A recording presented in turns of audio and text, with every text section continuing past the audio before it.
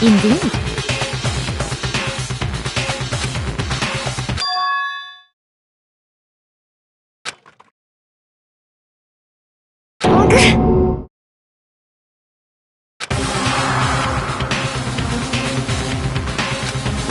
What did you say? Come on. What? Hey!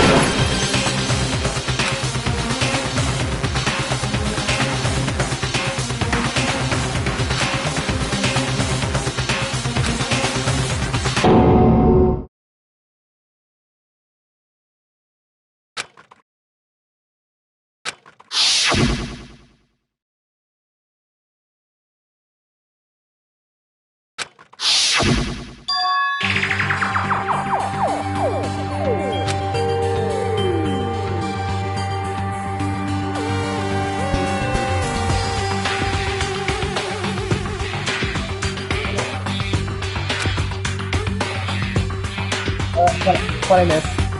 Crap.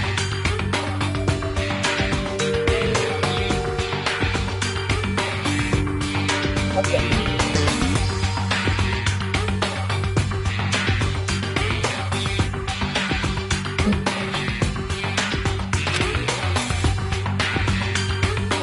It's like a literally bounce to my house.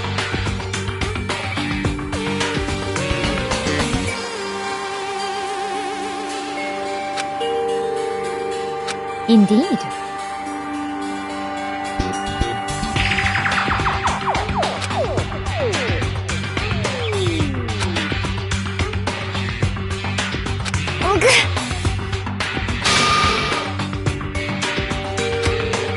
What did you say? Why?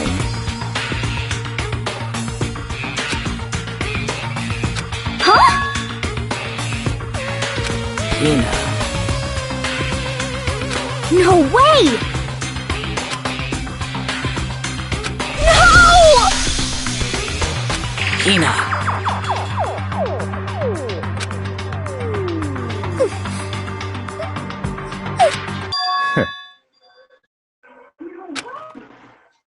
What? Well...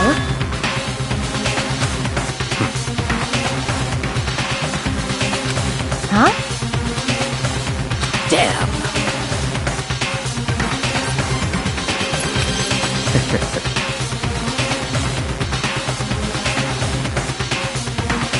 Bastard!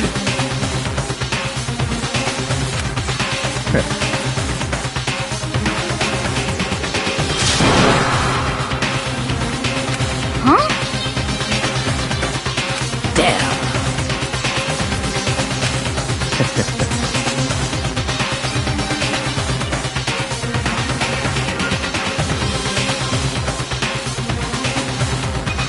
Okay.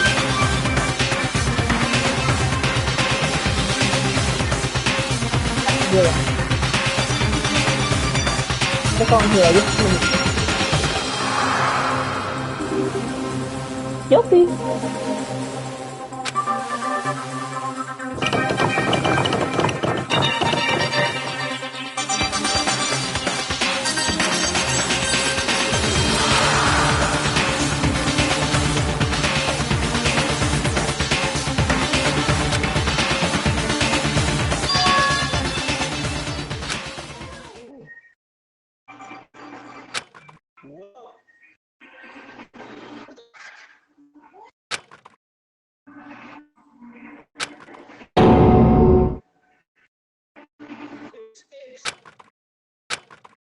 GG.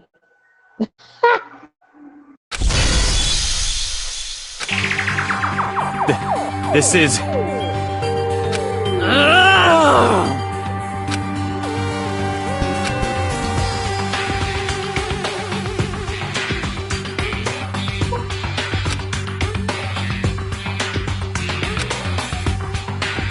Huh? Stop talking.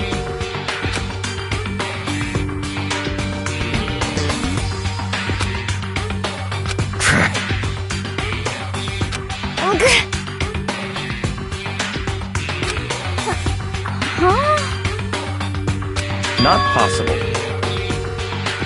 Huh?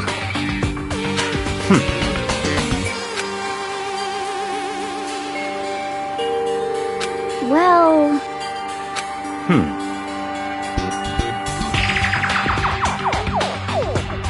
It is so.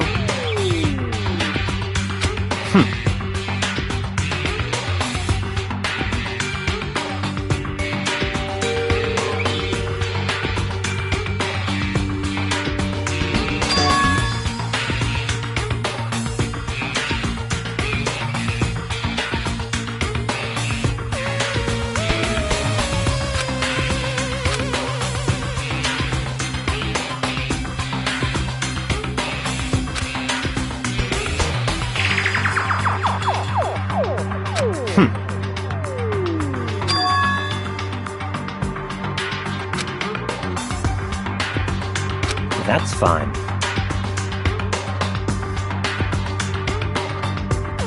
Let's see.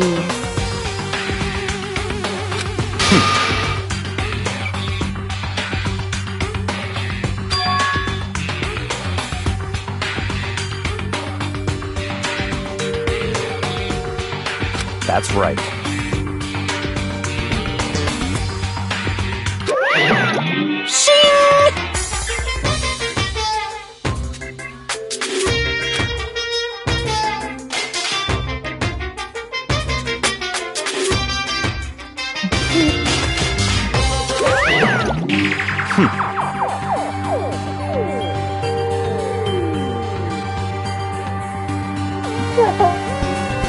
Let's see.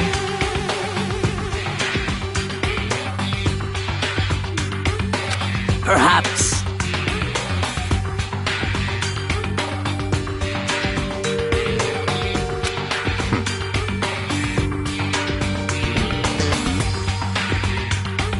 In other words,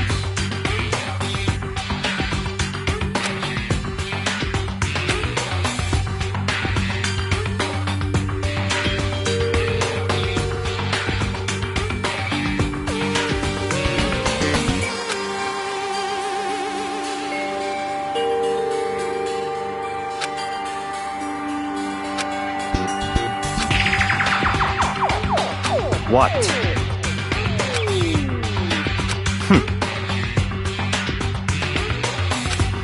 So then... But...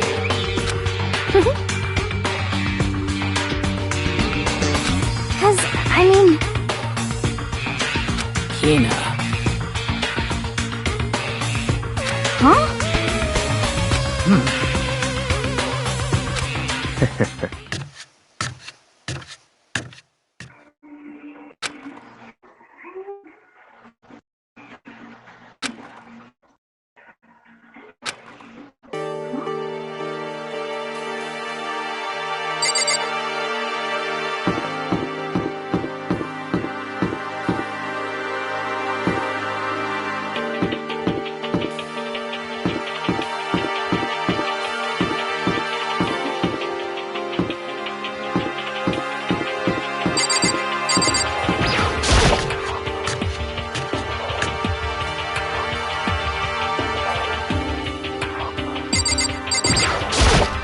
Huh?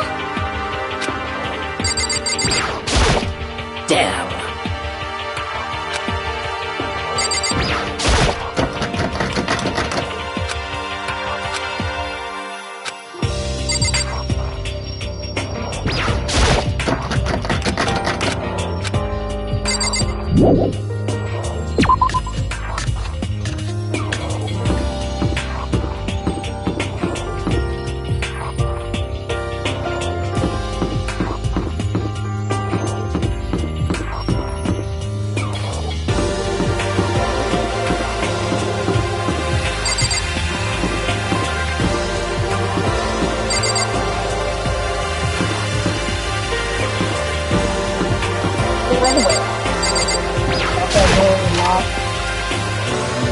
Only lost the inside.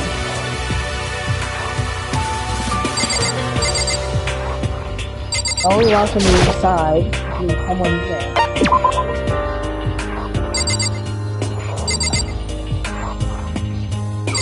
Means someone's in there. Lock the door. Means someone's in there. Lock the door.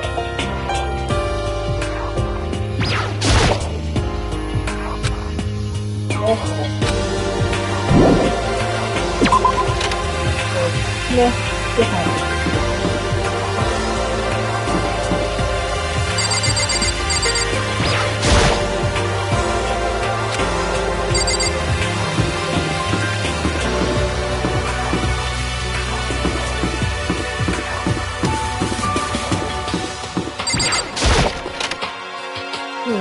pick it up.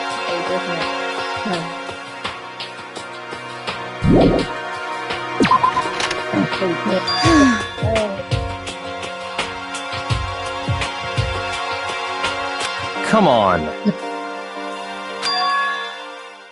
Indeed.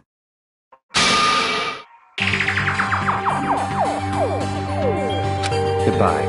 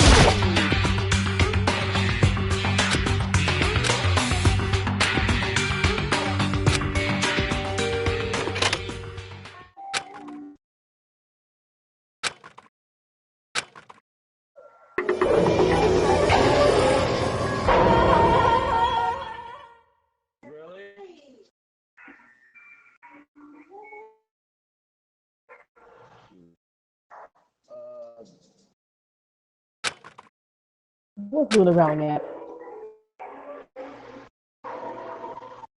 What's Luna growling at?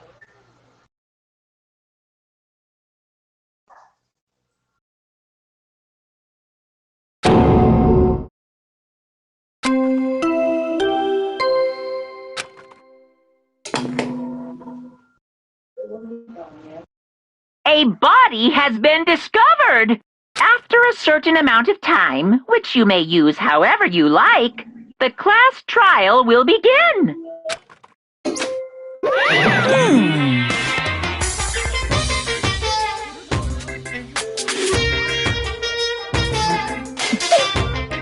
It's the Monokuma file!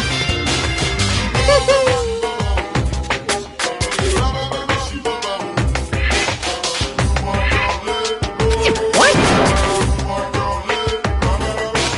Stop talking. Punishment is waiting for you. See ya later!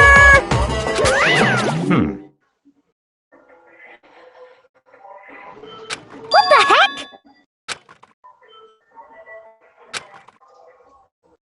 That's terrible!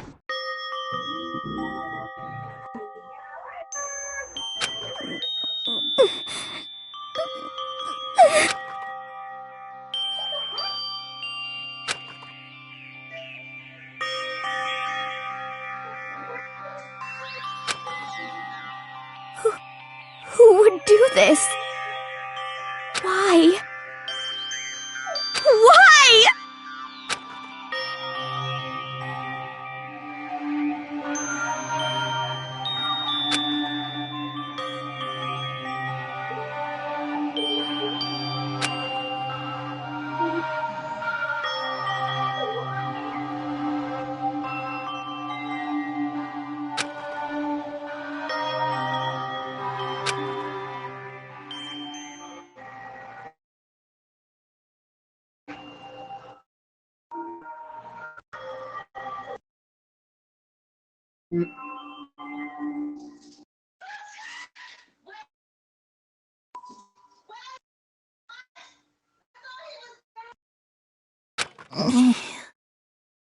He's alive again?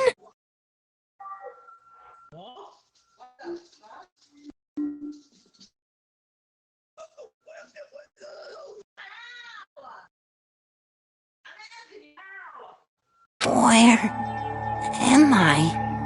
Cold. So cold. Is winter coming? Hifumi! Wake up! Huh? That's right. I remember now. Hope's Peak. Come on, you gotta wake up! I remember everything. Before I met you all. I met you all.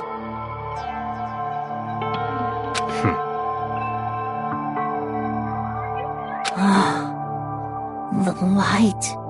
It's reaching out to me.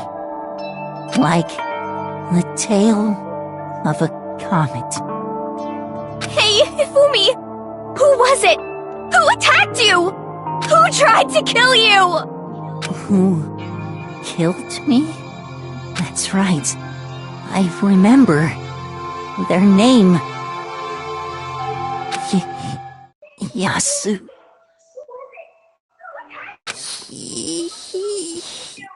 Hiro.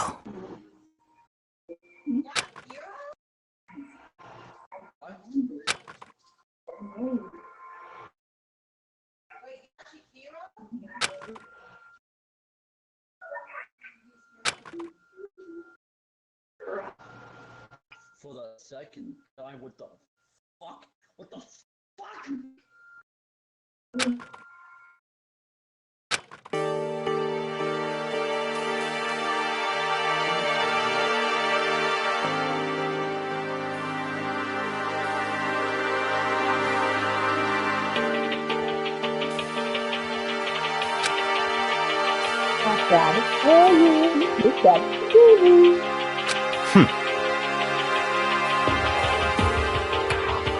Honestly.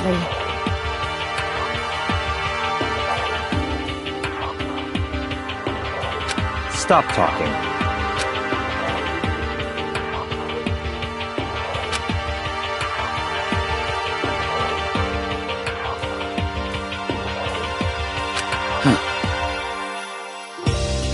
Then perhaps... So, in other words,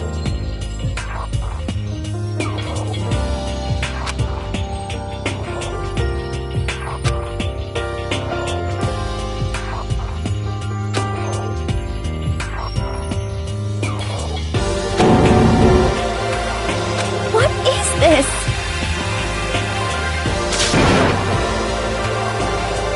that's fine.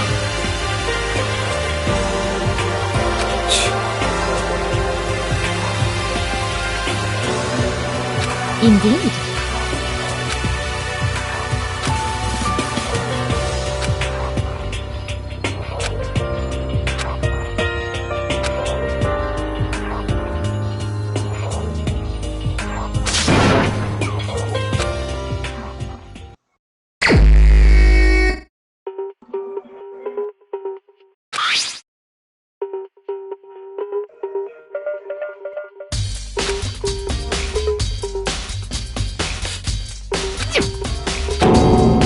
Very strange.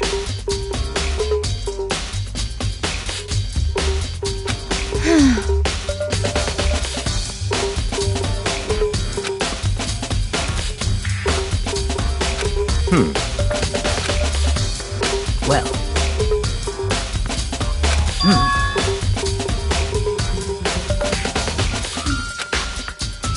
Perhaps.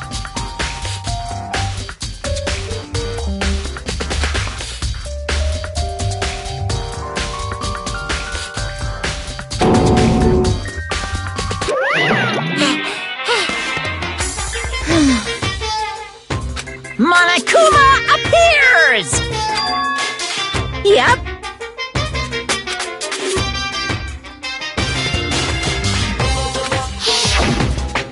Speaking of which, I'd like to ask the bear, if there is an accomplice, do they also become blackened? So you ask, and so I shall answer. Each murder is allowed to have an accomplice, but only the one who does the killing will get to graduate. So in other words, two people can work together, but one of them has no chance of profiting from it. Then there's no way anyone would work together, right? In other words,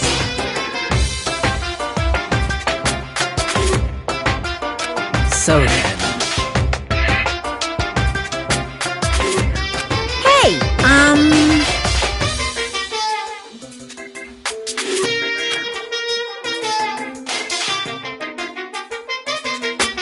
Phew!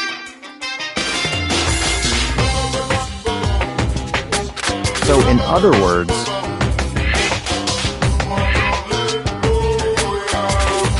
Well?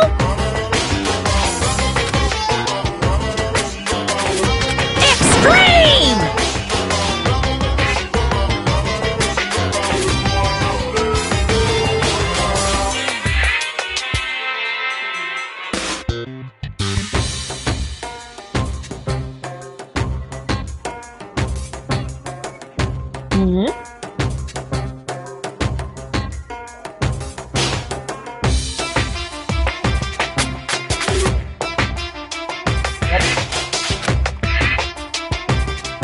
Well now.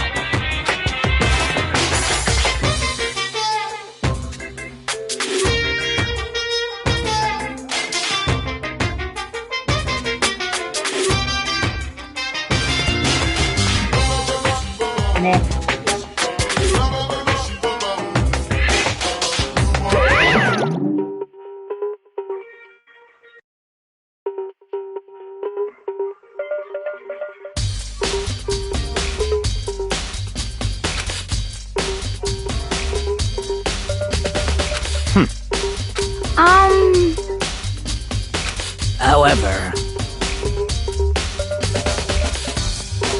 Indeed.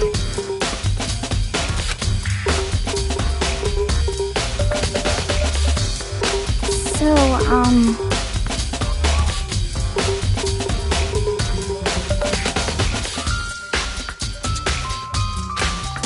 What?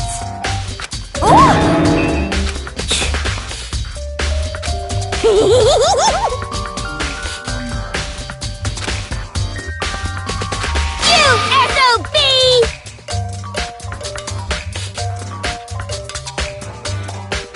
Huh? You've gotta be kidding! What the heck? What?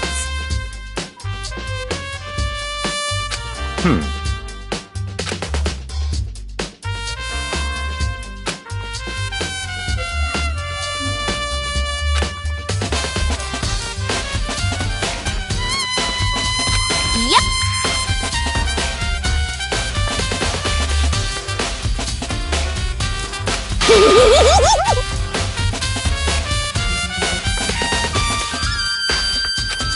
What are you saying? Let's see. so then.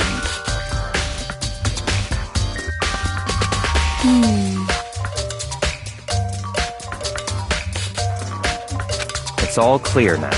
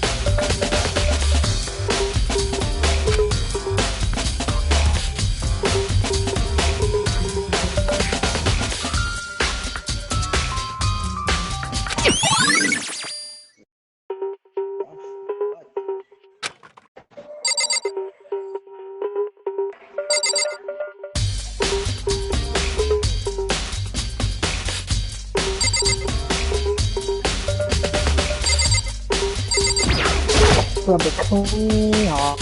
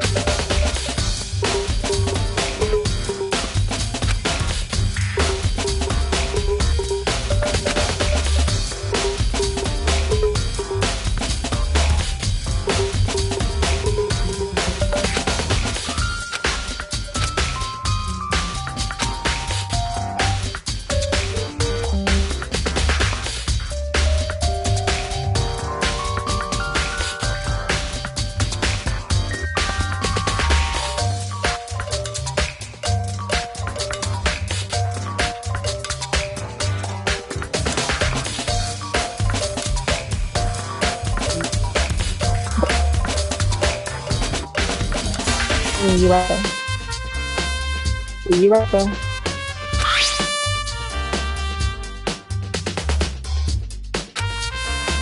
Oh, I can't wait to get to the trial.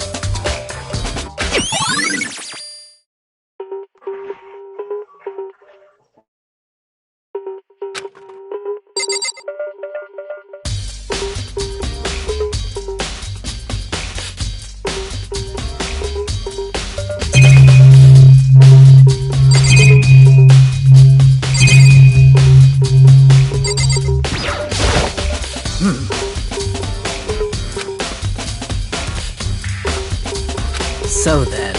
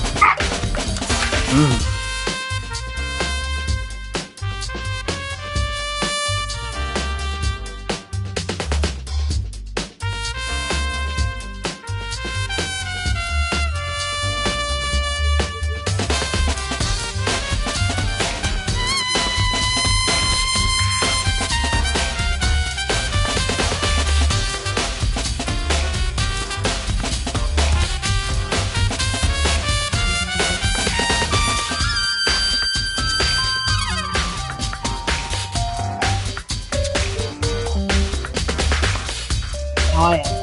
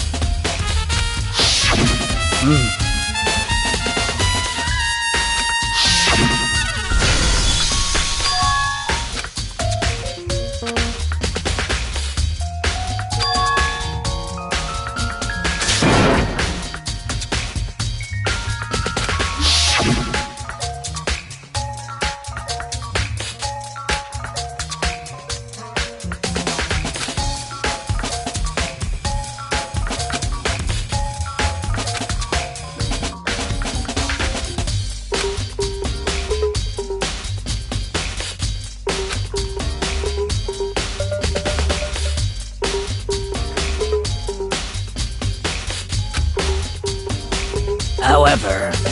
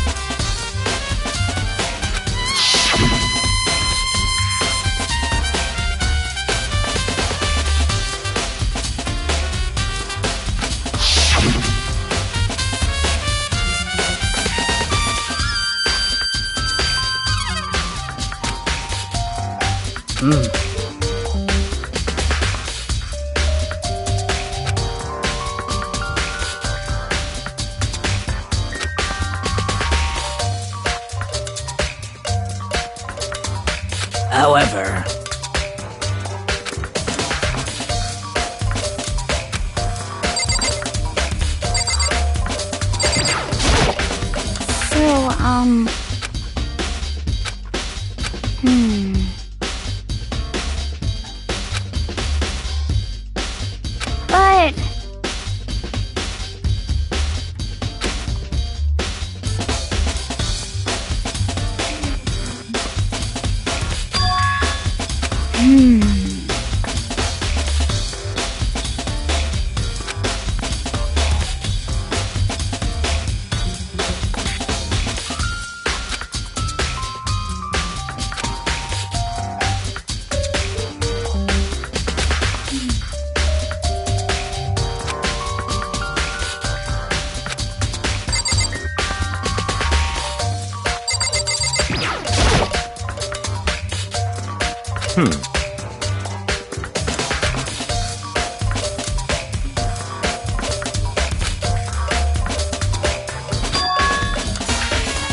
So, in other words,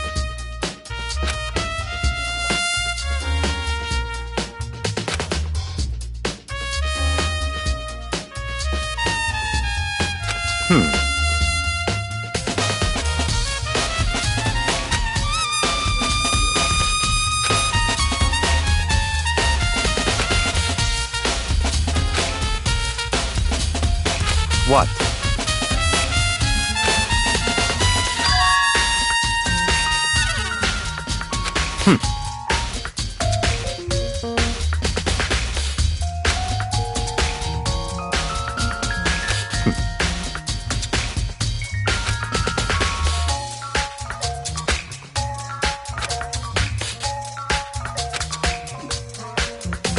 What?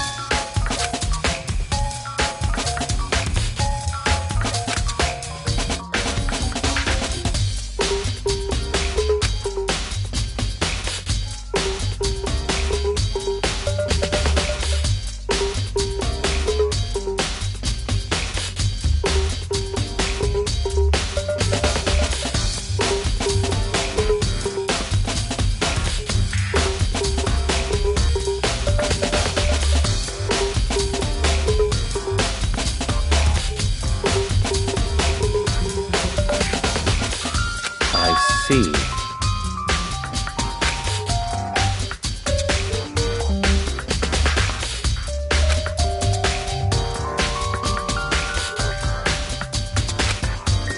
That's enough.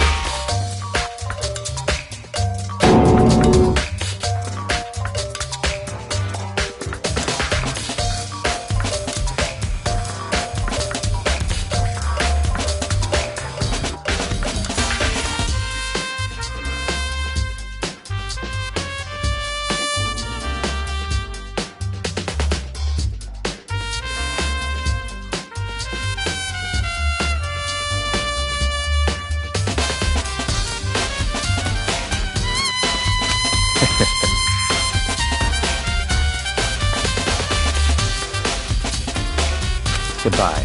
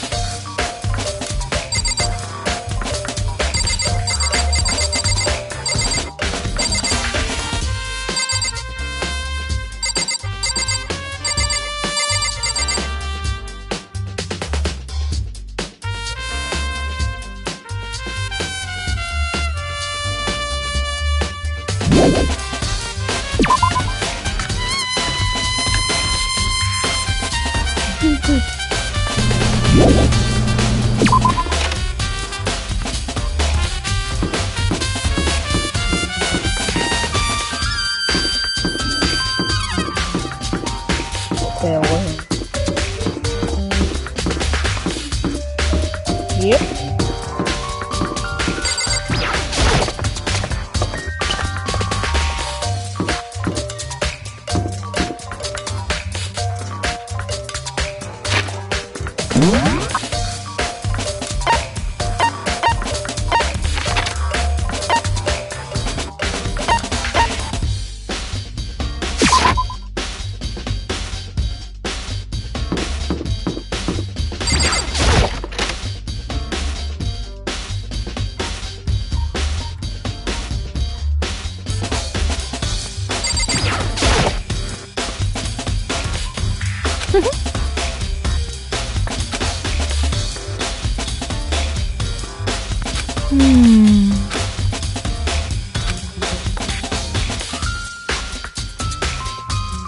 Let's see. Yes, indeed.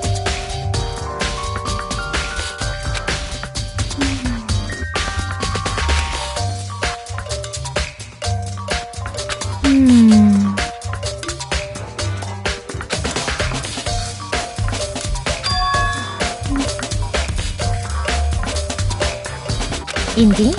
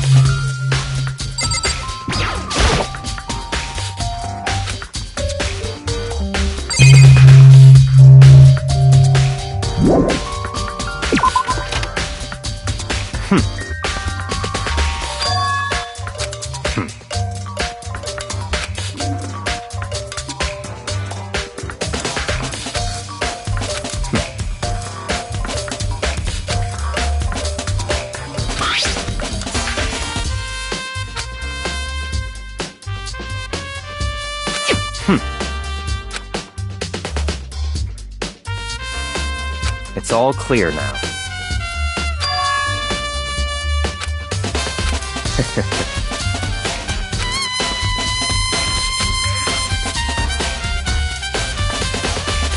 Goodbye.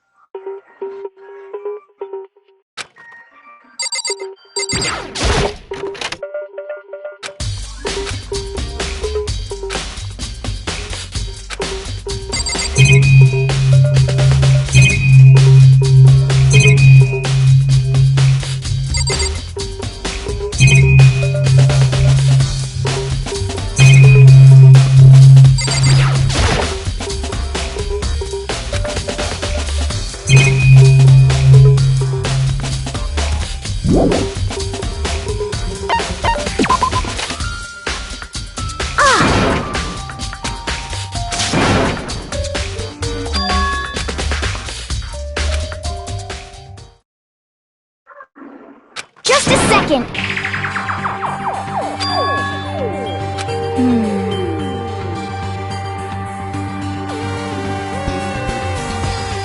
Okay.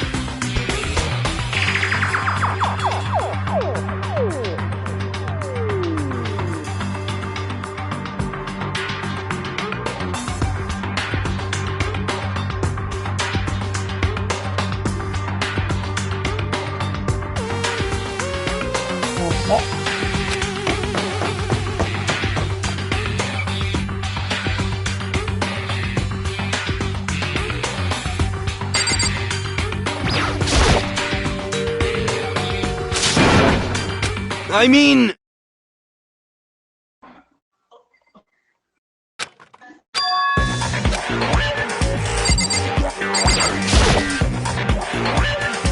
Huh?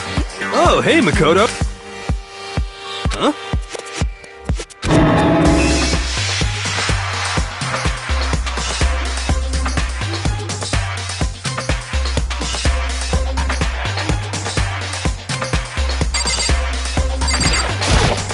Right.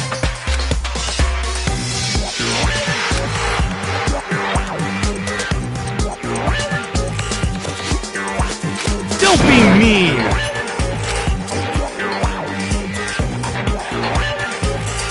What?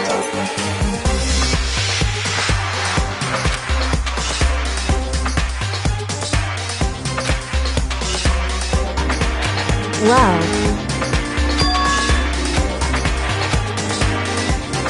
It's nothing. Hey.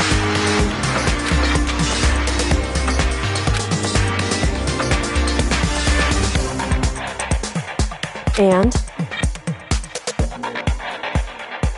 I mean...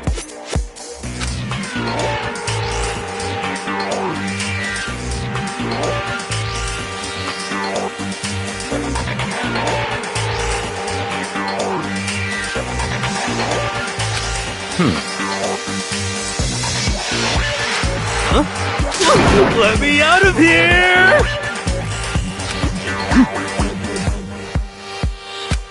Got it all wrong! It would seem...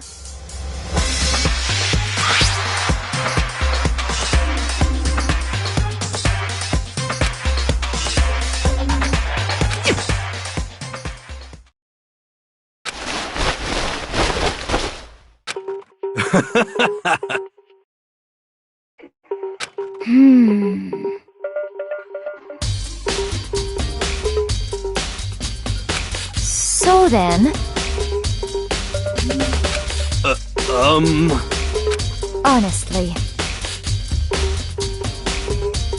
is that okay?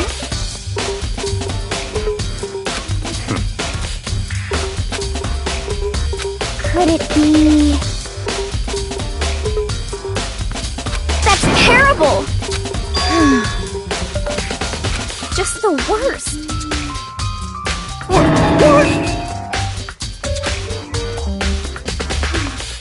That's right.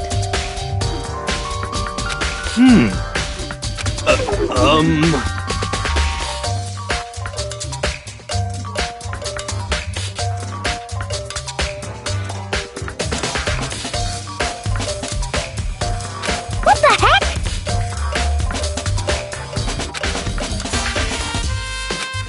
Please!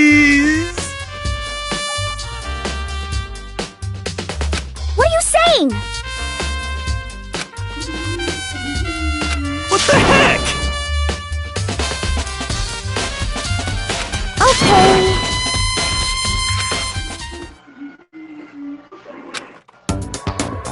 Huh. See? Look. See how loose it is? I mean, come on. I'm blind as a bat in here. Can't see my feet at all. I'm surprised you got anywhere in this thing. I'm telling you, it wasn't me! And not to mention, you totally can't bend at the waist. Seems like a pretty obvious oversight.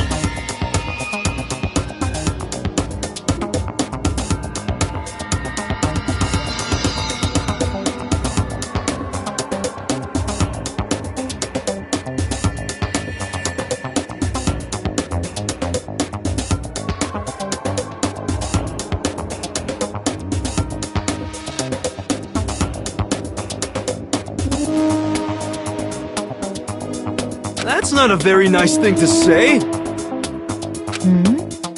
I mean, it's not like I made it. I just got caught up in the moment. Well, either way, now we know for sure, right?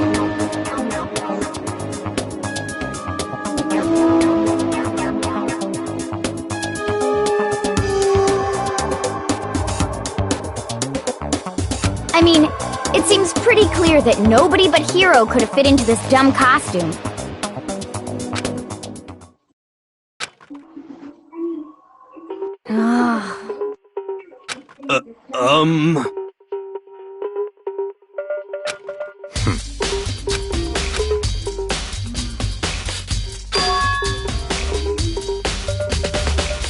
Just a second.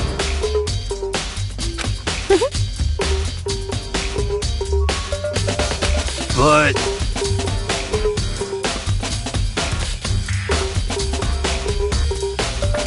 Honestly. what the heck?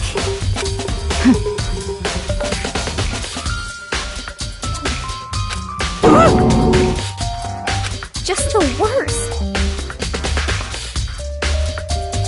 That's terrible!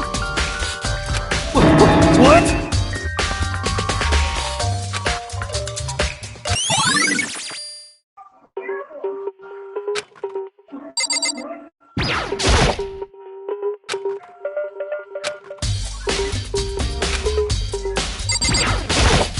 What the heck?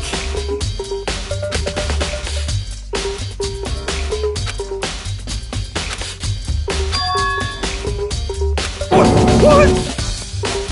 Just the worst.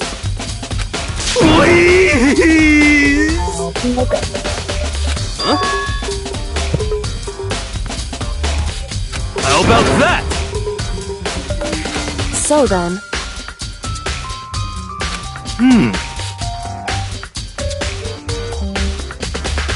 I'm at least 30% right!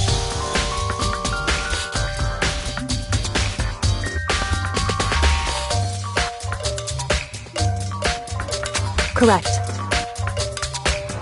Please! What the heck?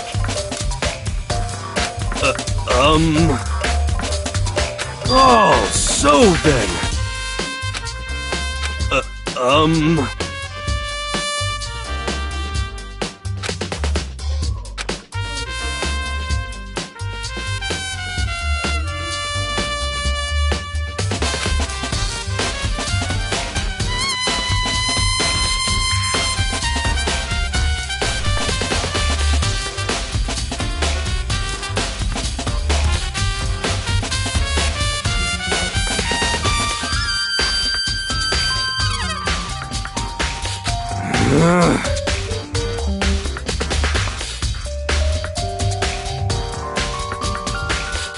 Hey, Just the worst. So,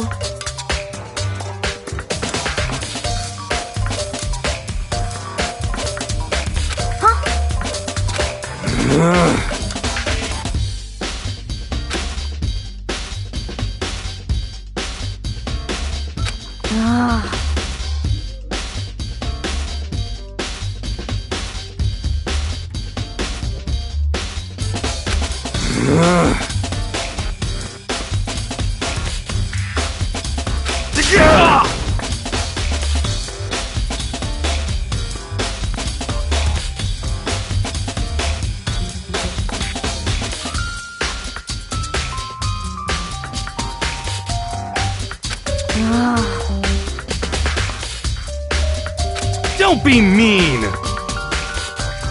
Just a second.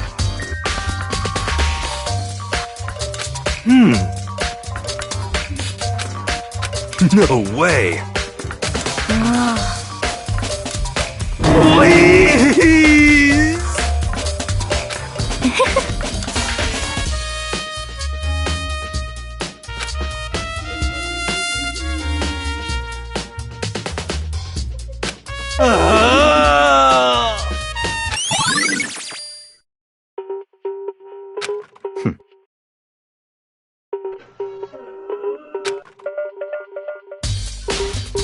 What the heck? Just the worst.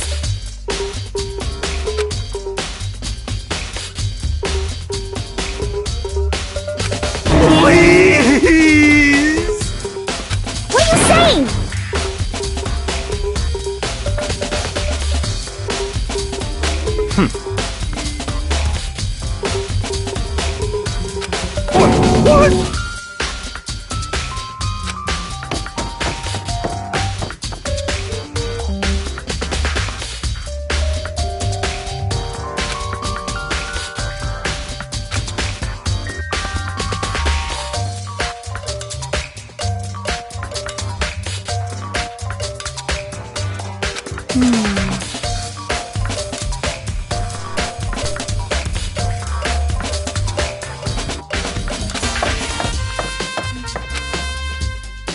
Makoto. It would seem...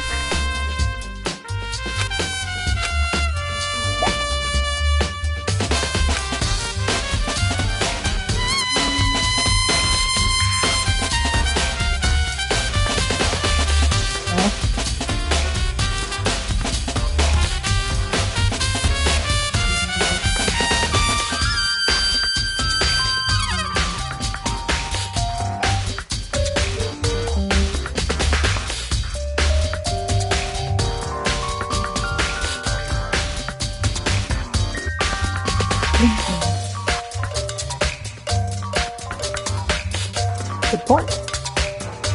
Why is that?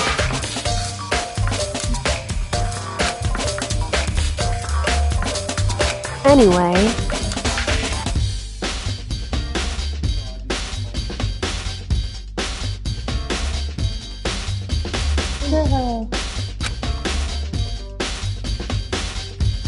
Shall we go? Hey.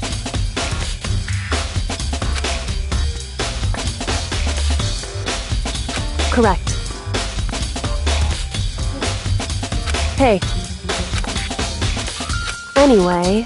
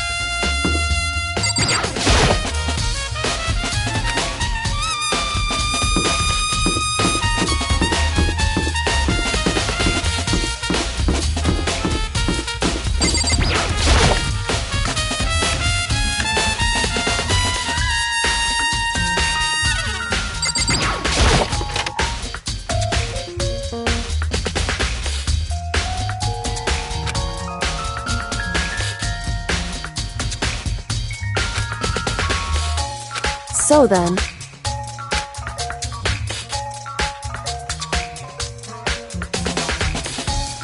I knew it.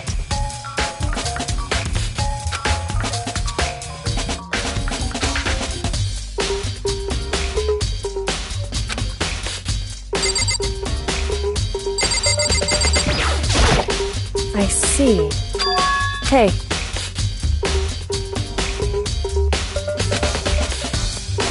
Whew.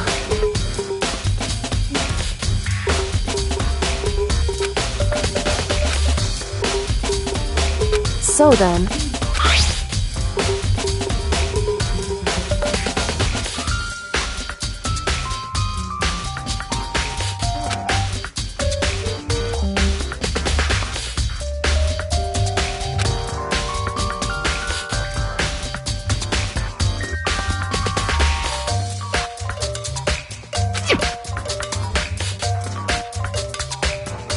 That's right.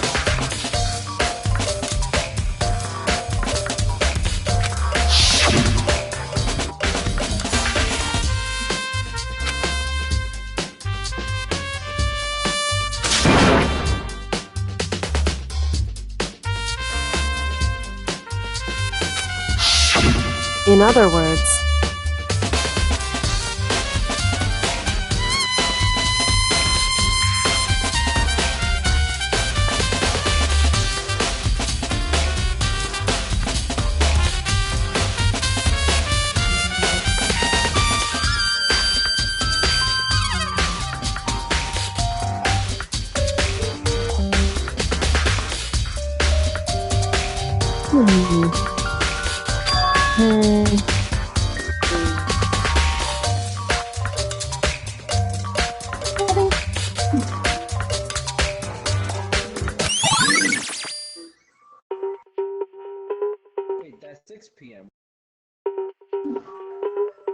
Is it? Is it?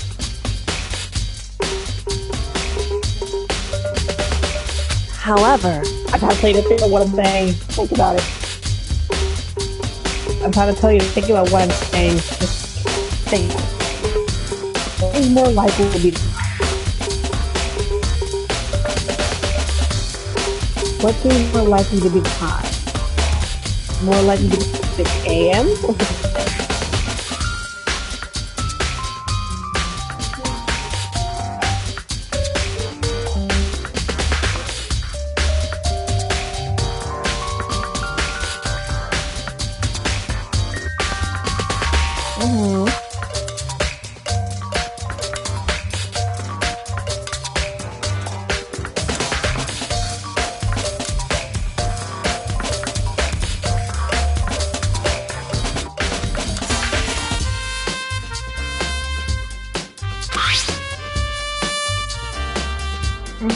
But Makoto. Because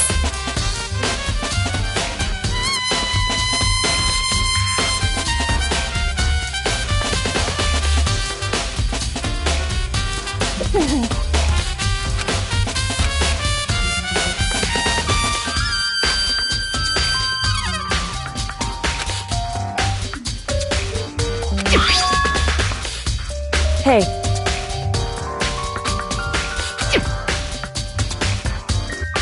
Is that right? So then,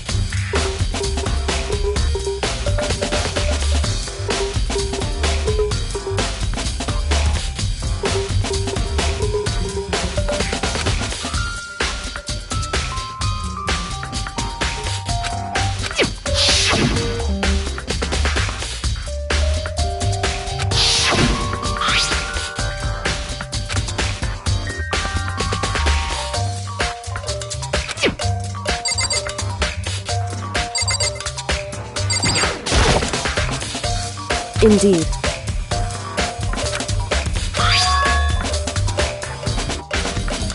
That's right. Indeed.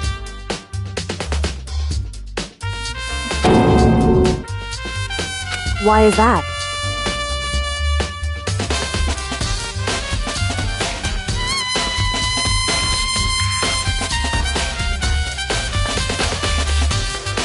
Hey.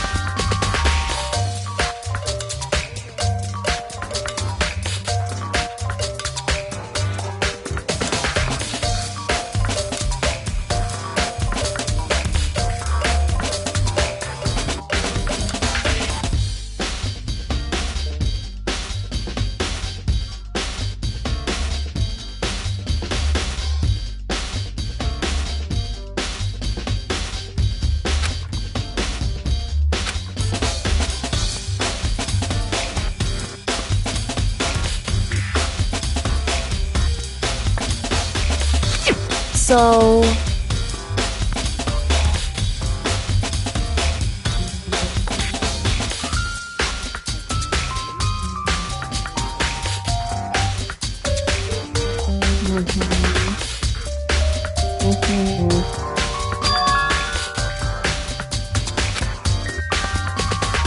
However...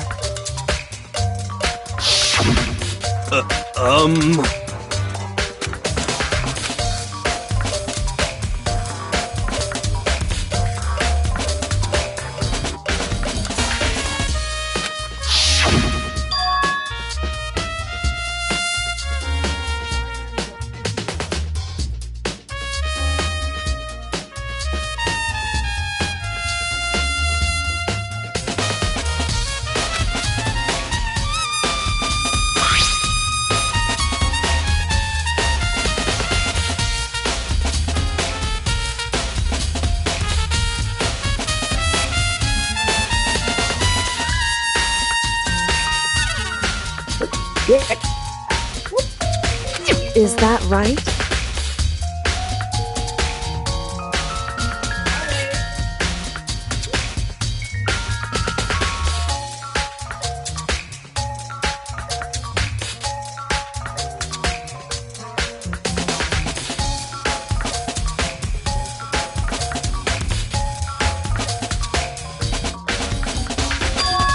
So...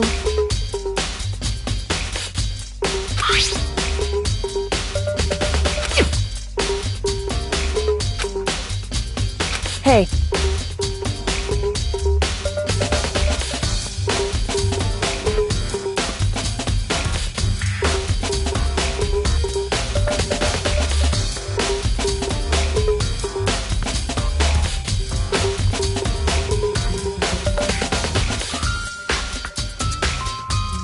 So then...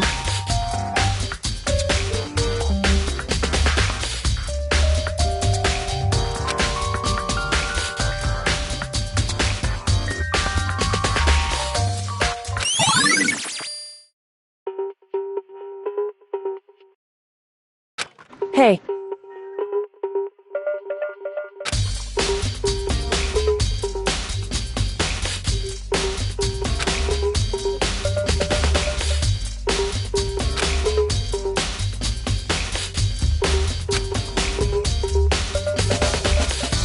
Is that right?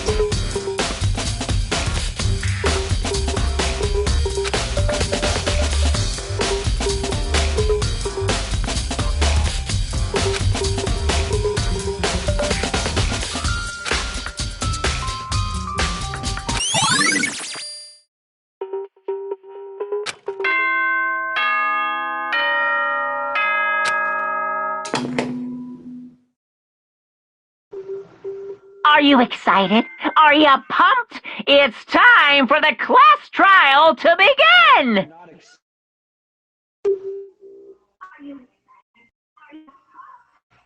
Like the bright burst of fireworks, like the flash of a soul clashing with life and death. And so, with no further ado, everyone please meet at the usual spot.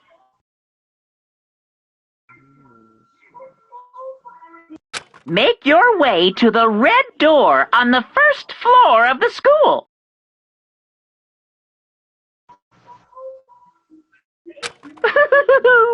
See you soon.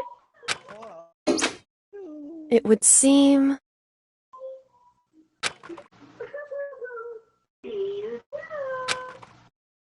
Shall we go?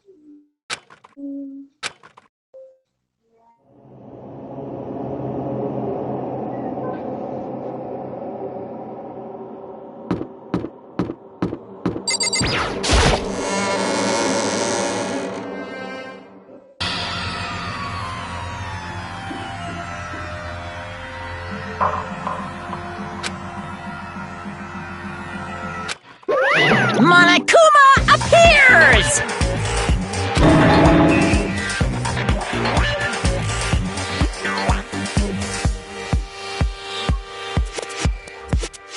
Wrong!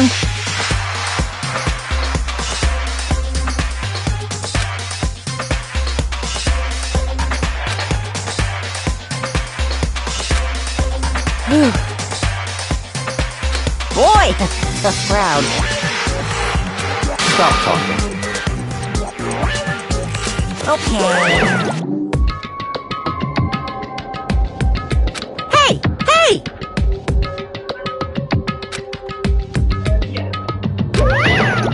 Let's go. Please!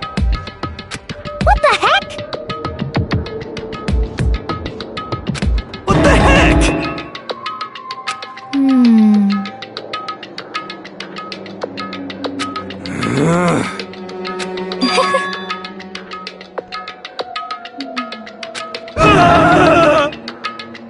Hey.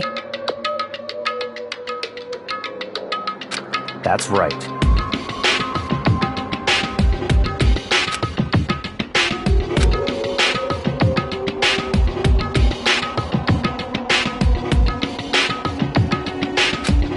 That was the phone you made happen. Right.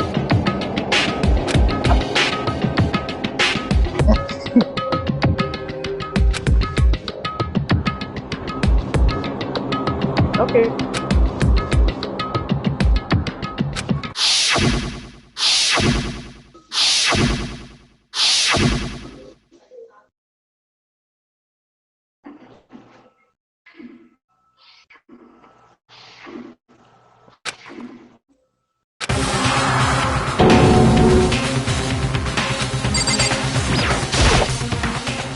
I get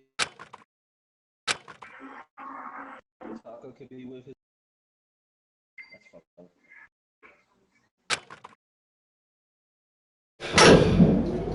That's fucked up the way I said it.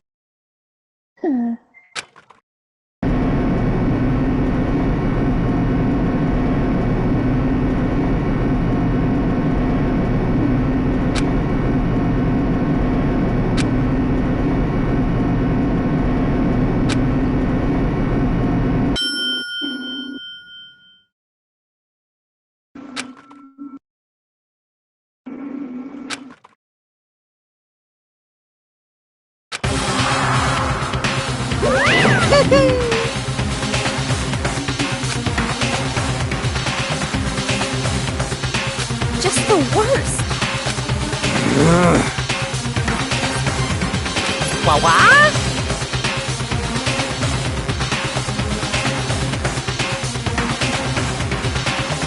Come on.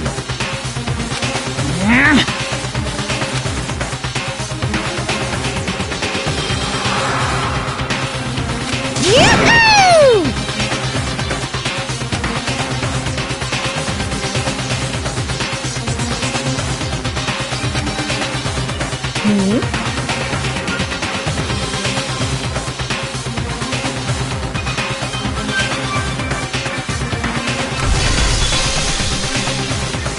Because the hood looks cool. Because the hood looks cool. Yeah, honey. It looks so cool.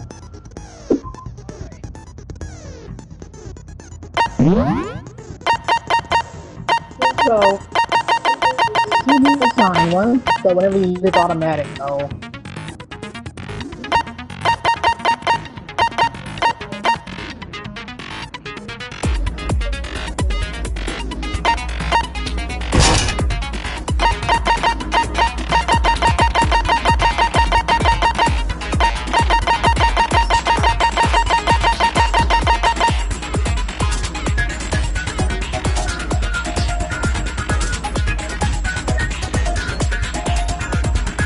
You unlock some free content, you know.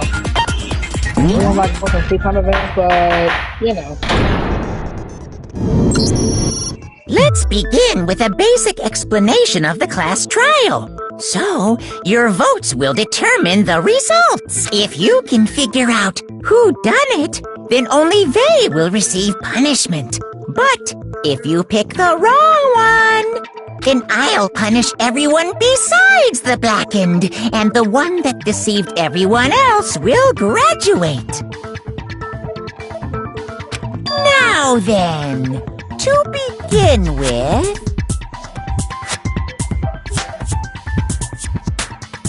We already know who did it. Was that? I like that. It was Hiro. He does not have an alibi for when the murders took place, and we found him in that suit. Don't try and deny it! You killed them! I didn't! Someone knocked me out! I was asleep the whole time! I don't know anything about it! Shut your murdering mouth, murderer! How are you calling a murderer? I am sorry to say, Hiro, but we do have evidence. Blueprint for the suit. Parts we assume were used to build it. And all of it was found in your room. You have to admit, the evidence is quite compelling. It points to you as having created the suit and wearing it while committing crime after crime. How many times do I have to tell you? I don't know! I don't know! I don't know!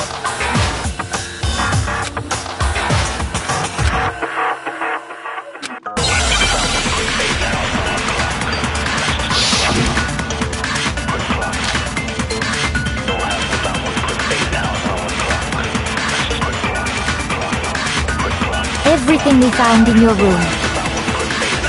The blueprints, the suit parts, they are all proof enough that you are the culprit. I don't know anything about that stuff! It's not true! It's a conspiracy! Hiro, why? Why did you kill them? No! Just hold on a second!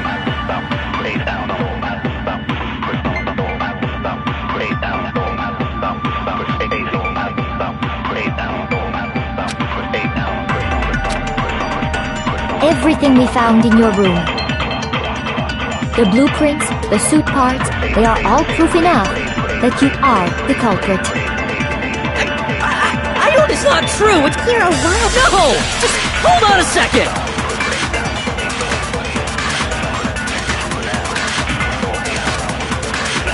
Everything we found in your room.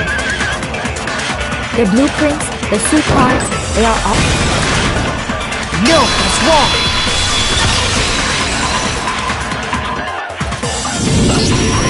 Are we sure Hiro really made those blueprints? What do you mean? Well, take a look at this. It's the note that Hiro wrote, asking everyone to meet up after Alter Ego disappeared. The handwriting's obviously different, wouldn't you say? When you compare it to the blueprints.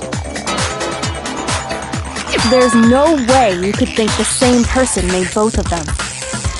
Unless that person made it a point to disguise their handwriting. No, the differences are bigger than that, I think. Come on! I'm not smart enough to think I'm trying to change my handwriting anyway.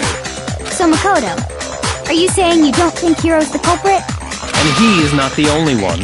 I think Hiro's innocent as well.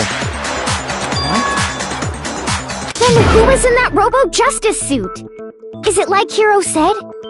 Was there really someone running around in a second suit? The suspicious individual hidden within the suit. Go ahead, Makoto. Tell them who it was. So? Who was in the Robo-Justice suit?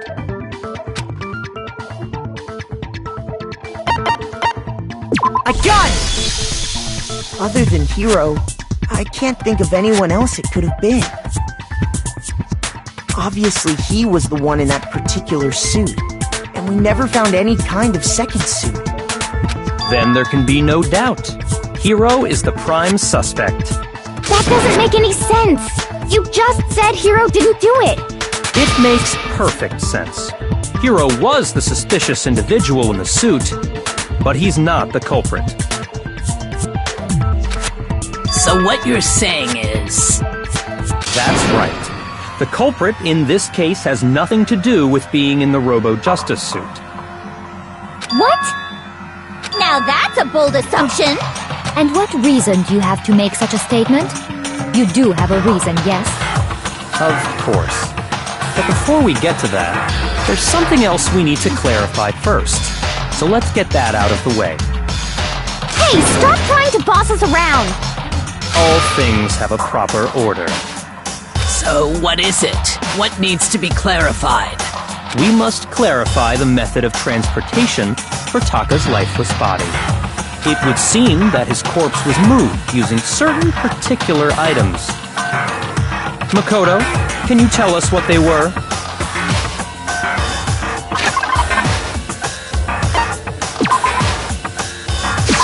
I got it!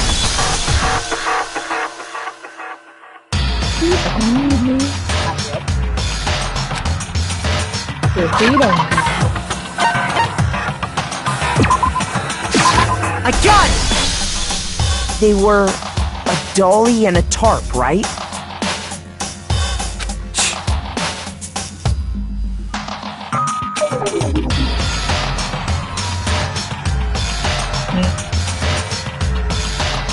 So, let's see if I can explain.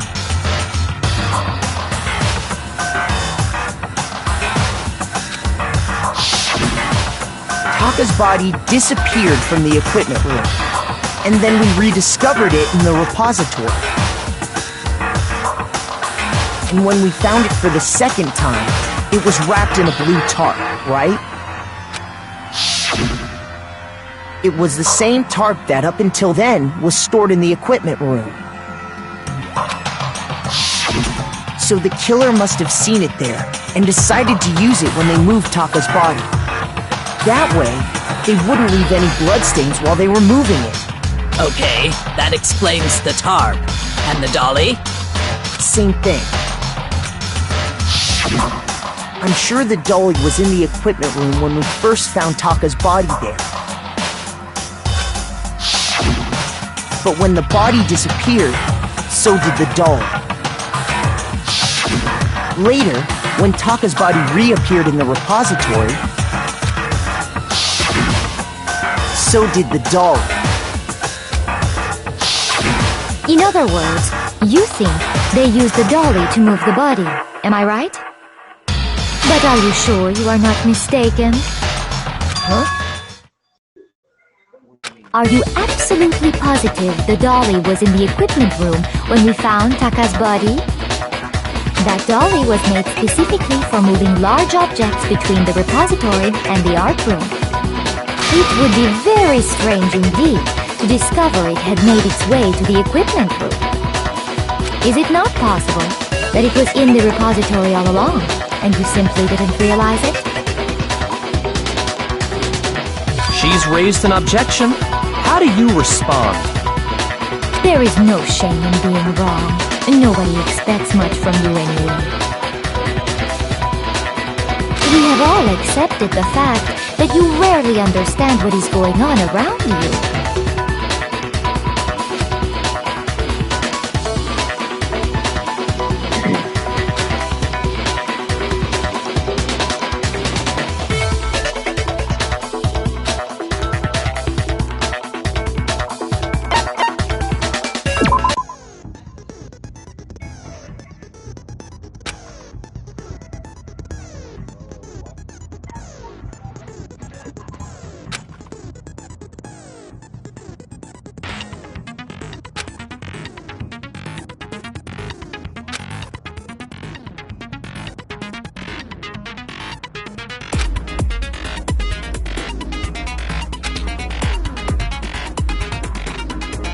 Oh yeah, have fun. Have fun.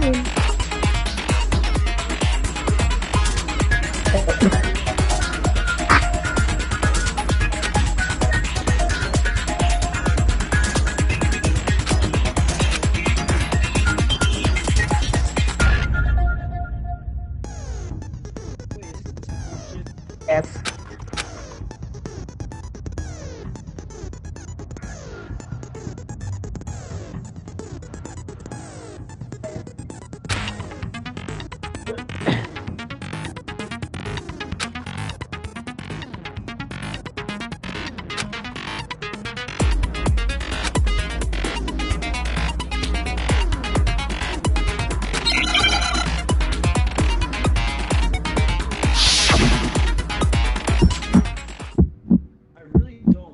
You have it wrong!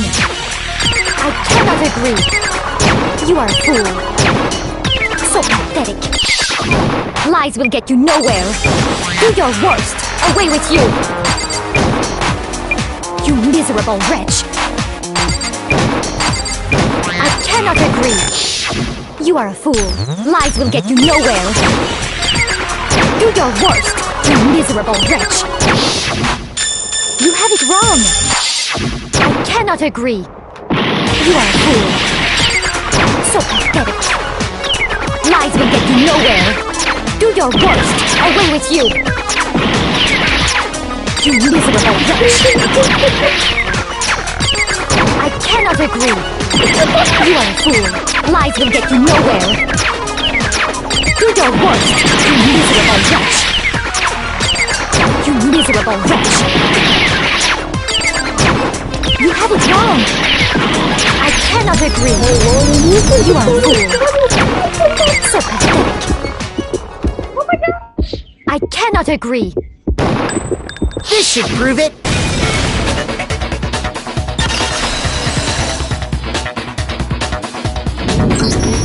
If If you're asking for proof that the dolly moved, I have it right here.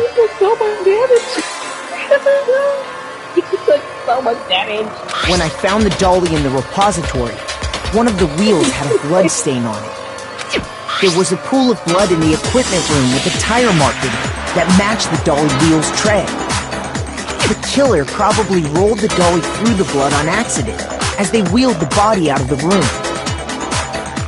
And as the blood dried on the tire, they moved the body into the repository. So there's my proof that the dolly was used to move Taka's body.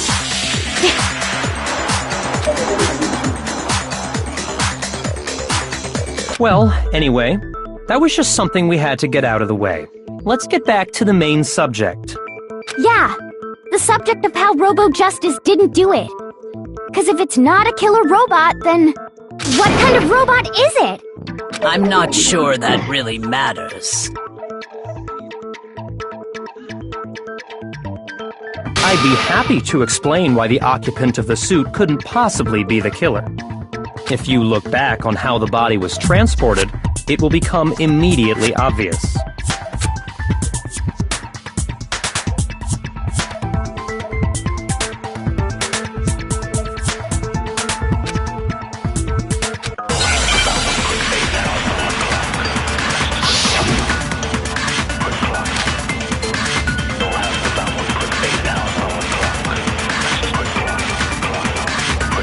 As we know, Taka was killed in the equipment room. And from there, the body was moved to the repository, correct? Yeah, the culprit wrapped the body in the tarp, then loaded it onto the dolly and wheeled it off, right? Now, keep in mind that the dolly doesn't have a handle. Well, yeah, but even without a handle, all you'd have to do is bend over. Then you could push the dolly no problem. So the killer carted the body. If you accept everything, you must realize that whoever was sorry, I don't think I realize anything. As we know, and from there... Yeah, the culprit then loaded it onto... Now, keep in mind that the dolly doesn't have a handle. Well, yeah, but even without a handle, all you'd have to do is bend over. Milk is wrong!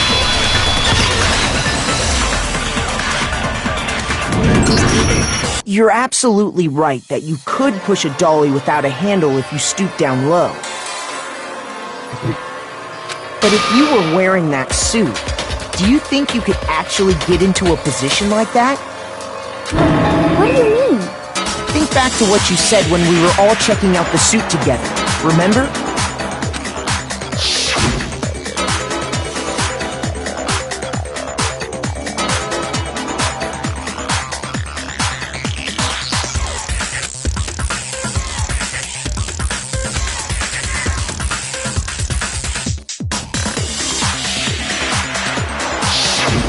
When you're in that suit, not only can you not see your feet, but you can't even bend at the waist. Am I right about that? Now that you mention it, yeah. It seems like it'd be awfully hard to push that dolly if you couldn't bend over.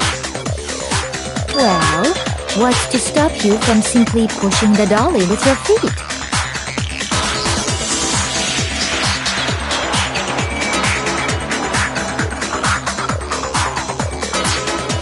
When you can't even see your feet? You really think someone could kick the dolly all that way? Yeah, it'd be totally impossible! Not that I can say for sure myself. On top of that, if you were wearing such a rigid, cumbersome suit, it's very unlikely you would have the dexterity to go about wrapping the body in a tarp. Well, I mean, isn't that just a matter of taking off the suit when you're ready to move the body?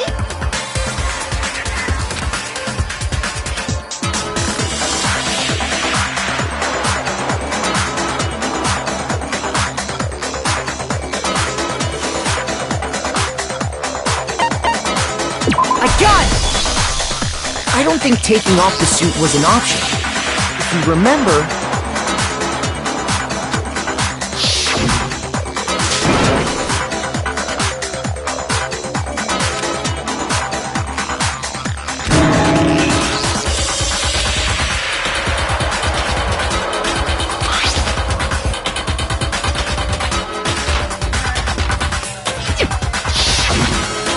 true. It seems impossible to put the suit on or take it off without help.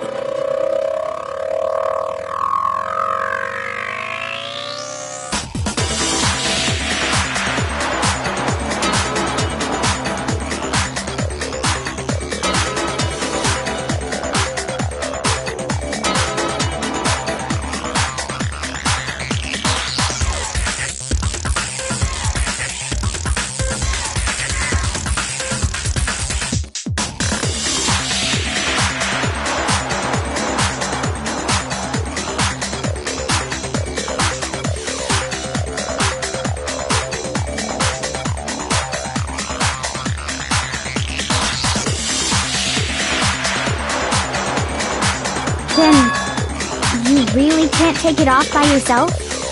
Hiro wasn't just making it up? Of course I wasn't making it up. If he could have gotten it off by himself, I don't think he would have let us see him wearing it. Showing up in the suit was basically an invitation for everyone to suspect it. Yeah, that's right! So, it's really, really true that Robo Justice couldn't have moved the dolly? To be clear, whoever did move the body, it couldn't have been Hiro in the robot suit, correct? No, wait. Just a second, if you please. Have you forgotten about the picture that I took?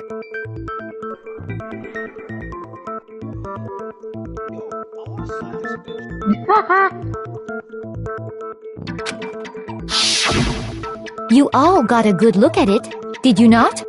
The image of Hifumi being dragged away by Robo Justice? If whoever was in that suit is not the culprit, how do you explain that? Besides, do you remember what the now deceased Hifumi said?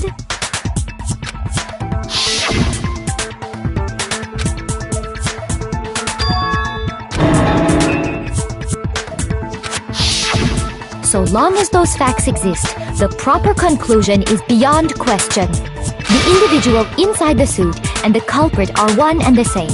It was Hiro, without a doubt. Yeah, that's gotta be right. Hold on a second! It's still far too early to reach that conclusion. Besides, there's no hurry to decide who did it. Before we rush to a verdict, shouldn't we explore every single possibility?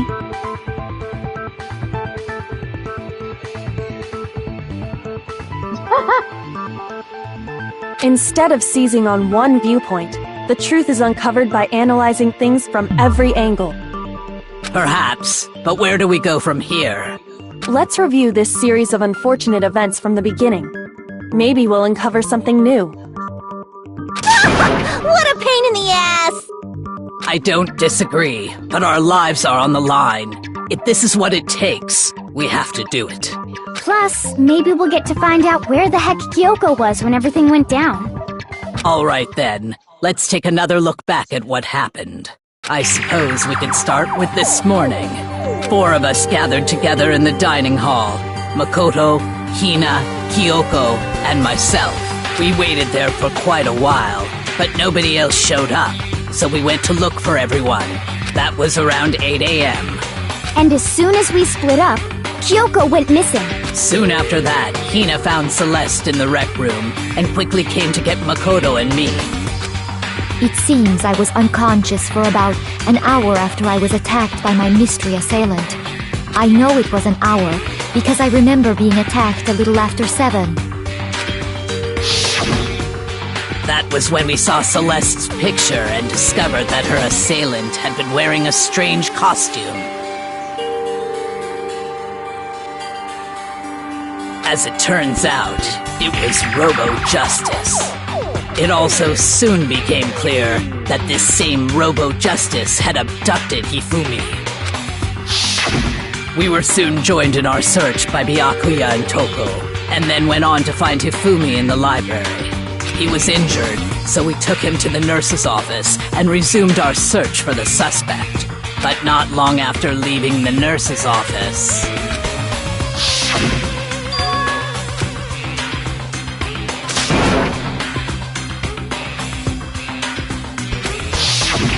When Celeste told us that, we decided to split up and search the second floor. And soon after that, I saw someone moving around on the 3rd floor, and I yelled out to everyone as soon as I did.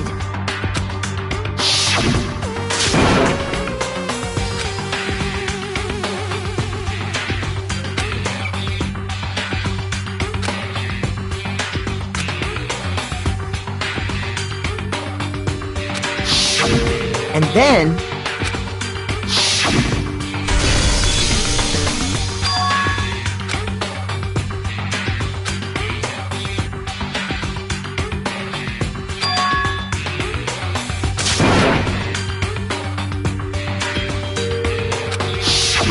At that point, we decided to divide up into 2 groups.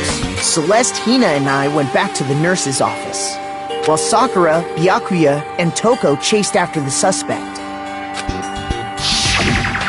When we got back to the nurse's office, we found Hifumi dead, and that's when we heard the body discovery announcement. I left Celeste and Hina there and headed back to the 3rd floor to let the others know what had happened. Meanwhile, we had just discovered Taka's body in the equipment room. We must have found both bodies at almost exactly the same time, because we heard the same announcement not long after we discovered his body. And that's when I told you guys about Hifumi. Then the 3 of us headed for the nurse's office. But right after we left the physics lab, we ran into Celeste, who'd arrived after us, and she told us something very surprising.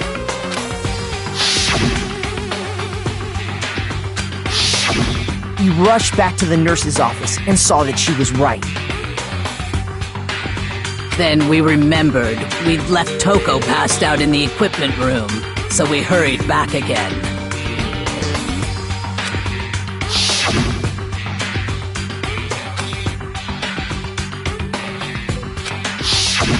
But when we got there, we discovered that now Taka's body had also gone missing. Next thing we knew, we were searching the school for 2 missing dead bodies. And after some time... Celeste informed us that she'd found the bodies, and we all headed to the repository, which is where we rediscovered the corpses. I think that about covers it. I see. The whole thing sounds exceptionally complicated. It certainly seems to me that these are not a simple series of connected events. Okay, well, if that's true, then what? Rather than a single series of events, I think we have to consider each murder a separate situation. And from there, we can uncover the contradictions surrounding all of them. Now then, let's get started, beginning with what happened to Taka.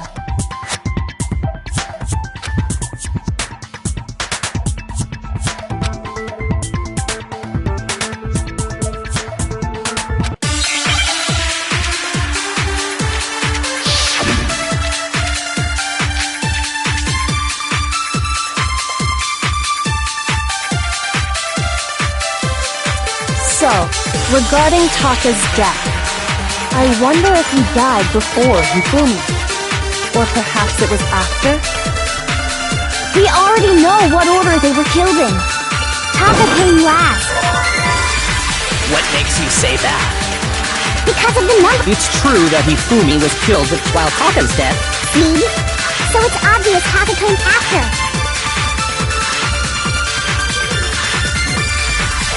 Hey, after this, gotta kick someone's dead. You gotta kick someone's dead. Put it on. It's that take what someone's dead.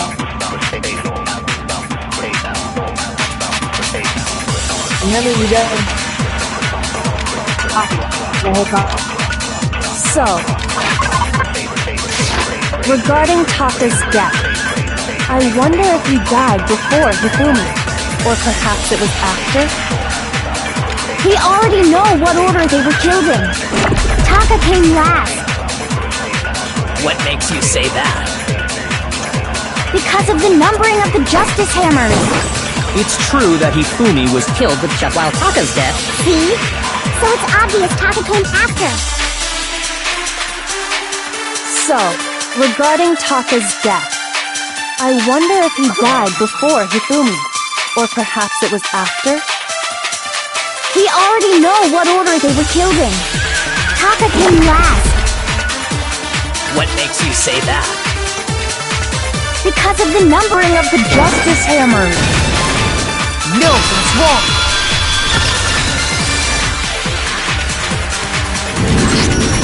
Hold on. There's no reason to assume that the hammers were used in the same order as their numbers. If anything, that's just another way the killer tried to disguise their actions.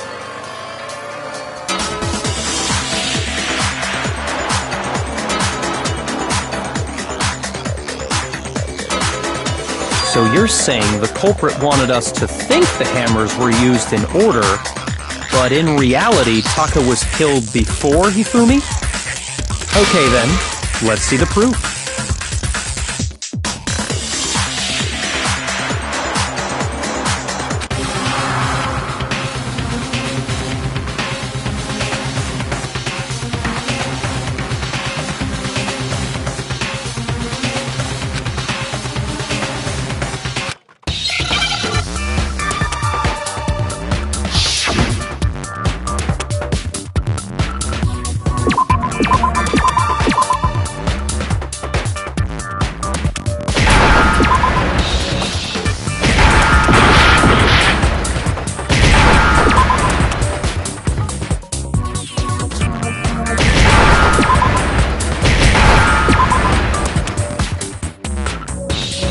Oh my god.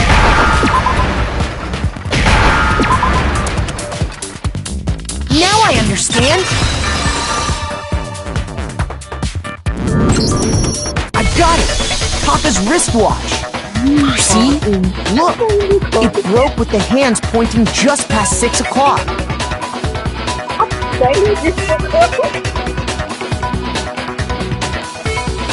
It must have gotten broken when he was attacked by the killer, because as of last night,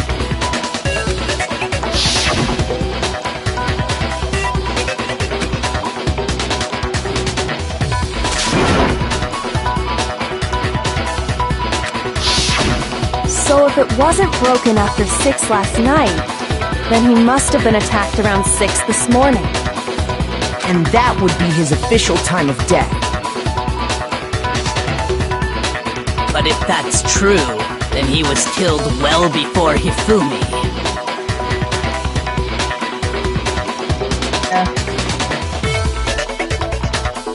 And before Celeste was attacked this morning, which happened around 7. That's right. Taka was killed before any of the other incidents took place. That simple fact slipped past all of us. We made the wrong assumption about the order of events, all because of those justice hammers. That's exactly why the culprit wrote the numbers on each hammer and had them increase in size. That way, when we saw how they were used in each incident, we'd easily make that wrong assumption. Now, if Taka was killed around 6, then everyone's alibis for his murder go out the window. Because when he was killed, we hadn't met up in the dining hall yet. That may be true in the case of Taka's murder.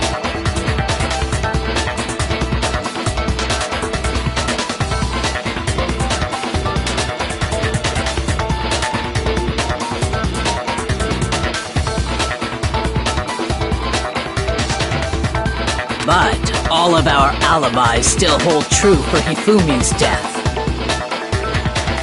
That's right. With him, at least, we're all safe.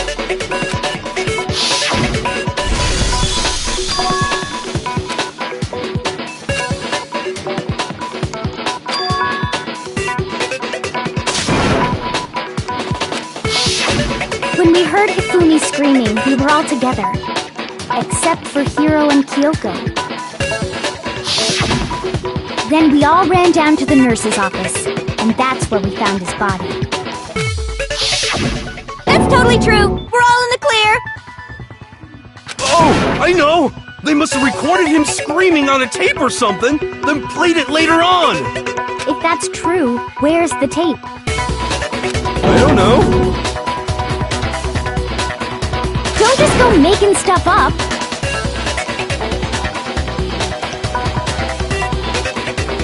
Anyway, we all have rock-solid alibis for when we heard Hifumi scream. Since all of us were there together, clearly none of us could have killed him. And it does not stop there. There was also the moment when we discovered his body had disappeared.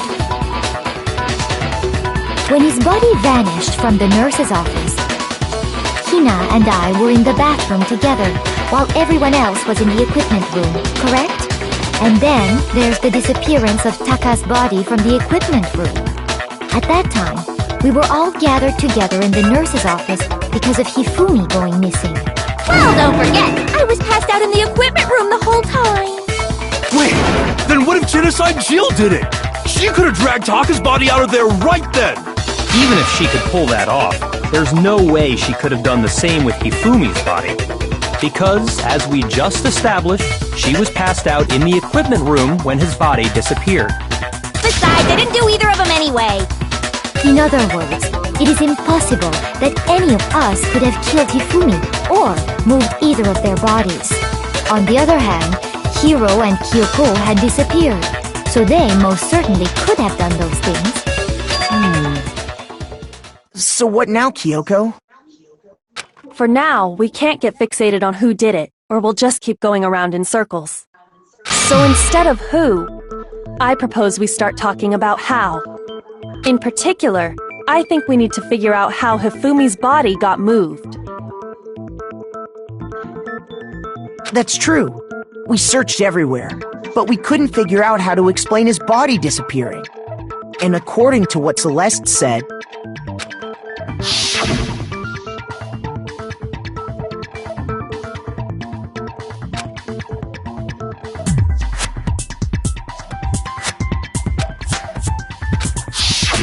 his body apparently disappeared in the 1 minute her and Hina took their eyes off of it. But to carry that much weight from the first floor up to the third in that short amount of time? Oh man, yeah! There's no way! It'd be impossible! Well, what if I told you there was a way to make the impossible possible? What? How? If the dead body were to move itself.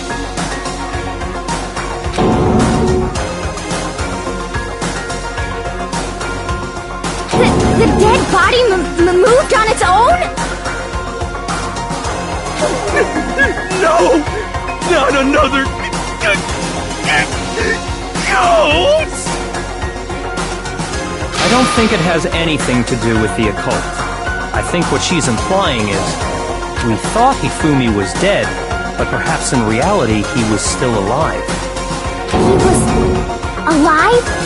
Are you saying Hifumi wasn't carried out of the nurse's office, but simply walked out on his own? But I mean, we found his body. He was dead. Perhaps he was simply playing dead. That it isn't possible.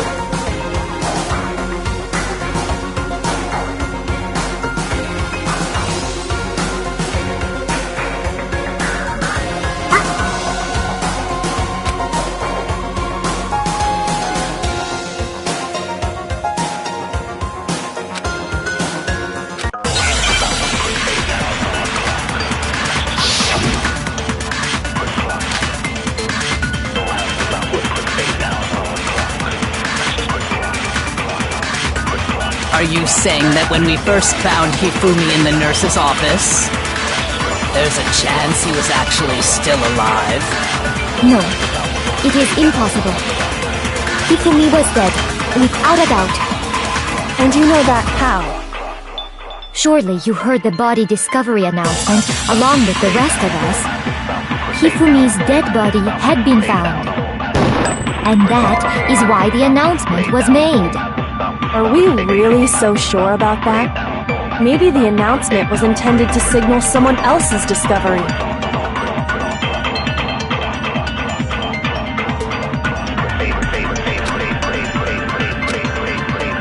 Are you saying that when we first found Hifumi in the nurse's office, there's a chance he was actually still alive? No, it is impossible. Hifumi was dead, without a doubt. And you know that how? Surely you heard the body discovery announcement along with the rest of us. Hifumi's dead body had been found. And that is why the announcement was made.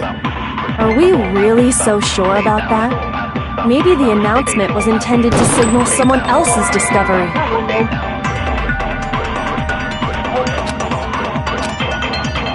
Are you saying that when we first found Hifumi in the nurse's office, there's a chance he was actually still alive? No, it is impossible. Hifumi was dead, without a doubt. And you know that how? Surely you heard the body discovery announcement along with the rest of us. Hifumi's dead body had been found. And that is why the announcement was made. Are we really so sure about that? Maybe the announcement was intended to signal someone else's discovery.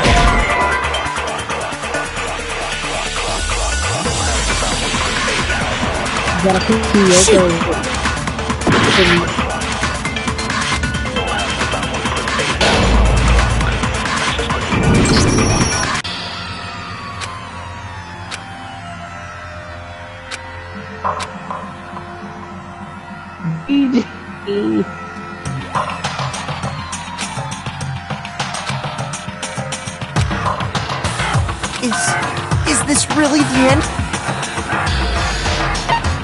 I refuse to give up yet!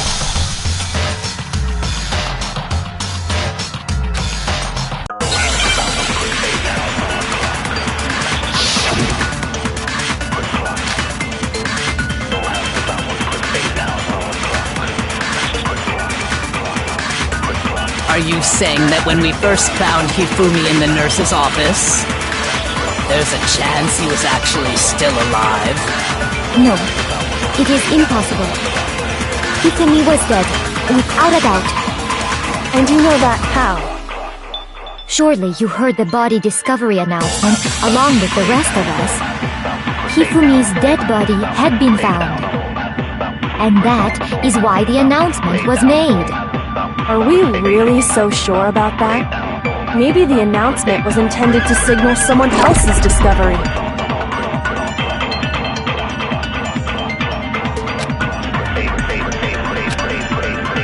Are you saying that when we first found Hifumi in the nurse's office, there's a chance he was actually still alive? No, it is impossible. Hifumi was dead, without a doubt. And you know that how? Surely you heard the body discovery announcement along with the rest of us. Hifumi's dead body had been found. No, that's wrong!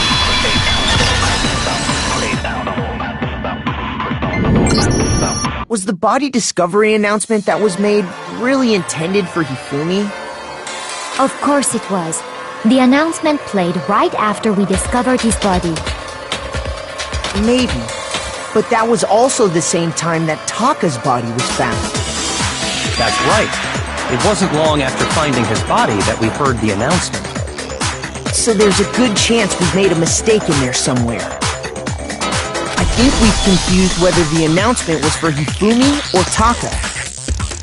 First of all, if two bodies had been found, there really should have been two announcements. Maybe Monokuma simply got lazy and rolled them together into one.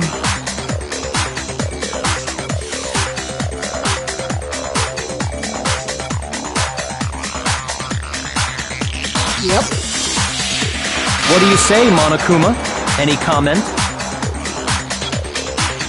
Well, it's a very sensitive issue, so I can't go into too much detail. But what I can say about the body discovery announcement is that it's only broadcast when 3 or more people find a dead body for the first time. didn't answer our question, man. We're asking if you're a lazy bum. No, actually, that was plenty. Huh? He said it's only broadcast when a body is discovered for the first time, which means even if we find the same body again later, he won't make the announcement again. If that's true, then why was the announcement made again later on? Huh? Later on? Exactly. We heard the body discovery announcement twice.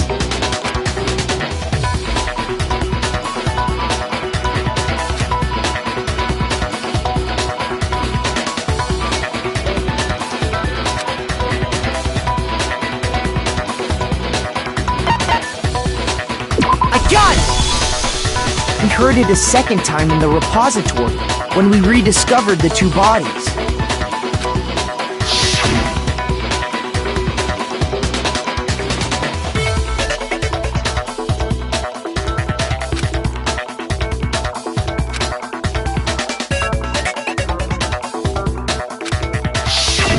It didn't seem weird at the time, but it contradicts what Monokuma just told us, doesn't it? Exactly.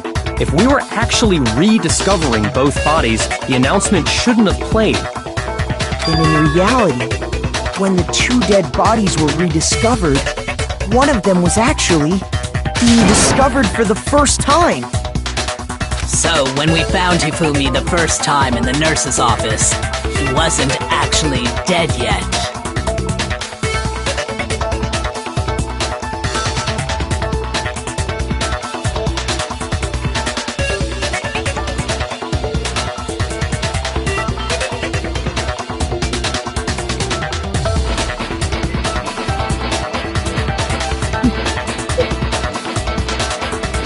Meaning, he wasn't actually found dead until we came upon him in the repository. And that's just part of it. There's one other thing that leads me to believe he was still alive in the nurse's office. Oh, I know! Because he was super good at playing dead! Bada bing, bada boom! That is the worst logic I have ever heard. But honestly, I do not think there's anything that can prove he was still alive. Okay then, let's take another look at the events surrounding the discovery of his body.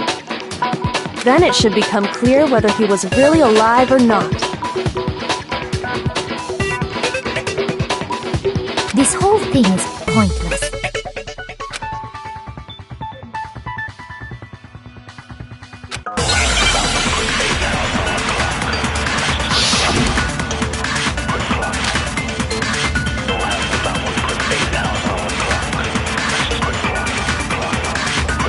Well, here's one thing we do know. The first time we found Hifumi's body was in the nurse's office. And then, while me and Celeste were in the bathroom, his body disappeared.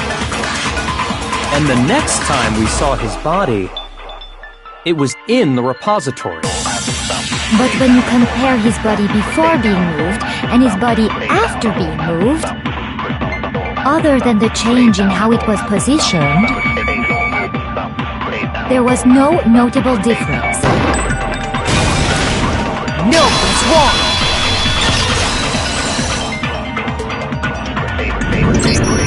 In fact, there was one clear difference between Hifumi in the nurse's office and the repository.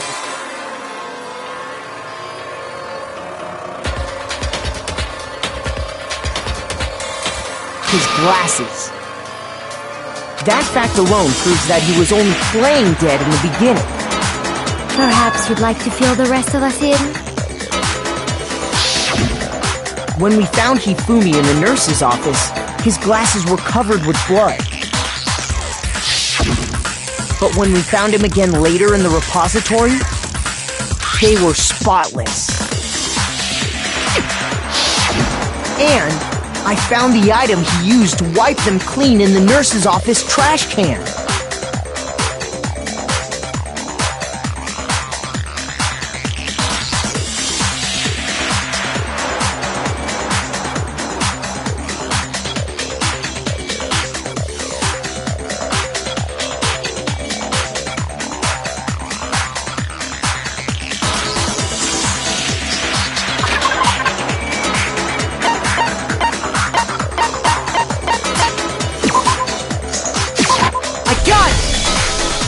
It was a glasses cleaning cloth featuring a certain cartoon mascot.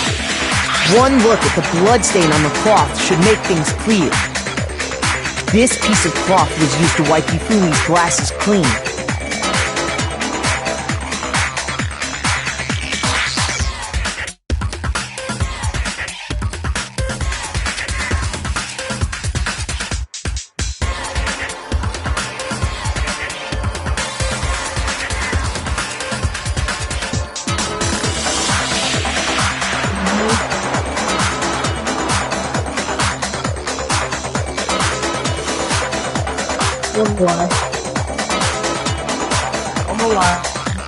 And the mascot on the cloth is the same one that's on the digital camera, right? And whose digital camera was it? Hifumi's, of course. The character was Princess Piggles from Demon Angel Pretty Pudgy Princess, I think. I highly doubt anyone but Hifumi would have brought something like this to school.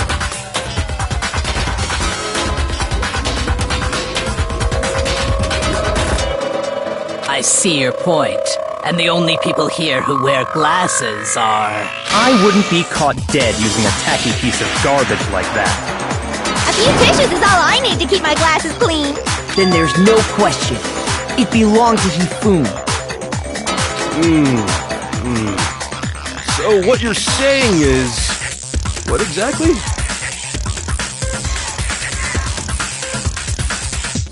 What I'm saying is, the blood on his glasses was wiped away using his own glasses cleaning cloth. Even if that is true, it does not mean he wiped the blood off himself.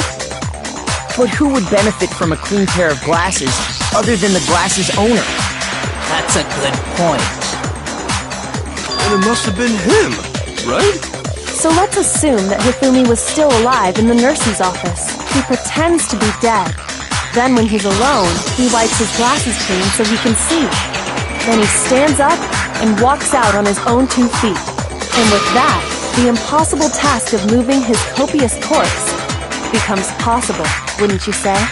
But then, if he was just pretending to be dead, what was with all that blood? Was it paint or something? The fridge in the nurse's office contains packs of blood for emergencies. He probably used one of those.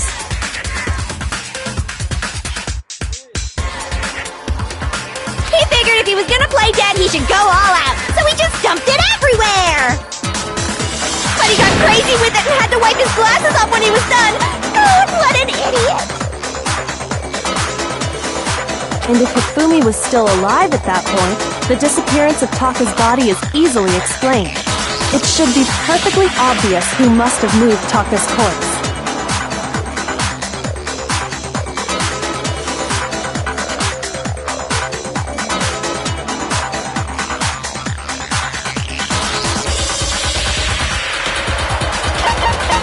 I got it!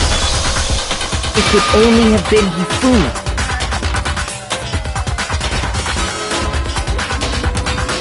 While we were all gathered in the nurse's office, he went to the equipment room and took Taka's body. That also explains how the door to the repository got locked.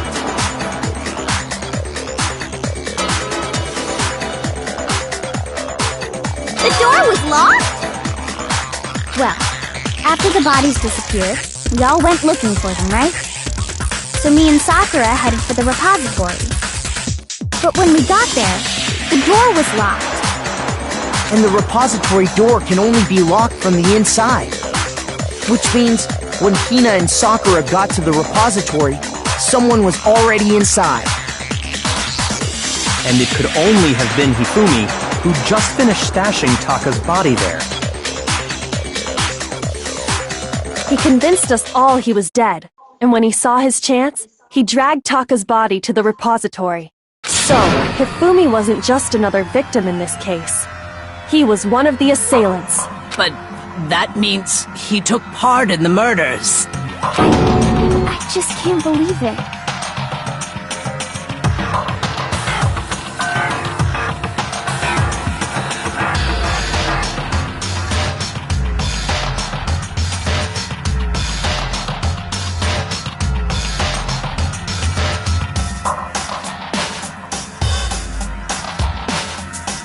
gonna say what?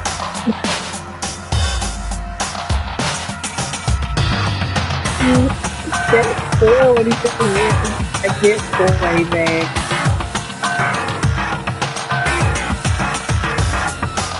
If you're having trouble, would you like me to show you one more piece of evidence? There's more? Oh, absolutely.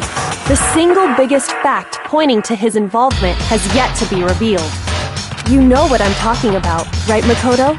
The item he took off of Taka's lifeless body?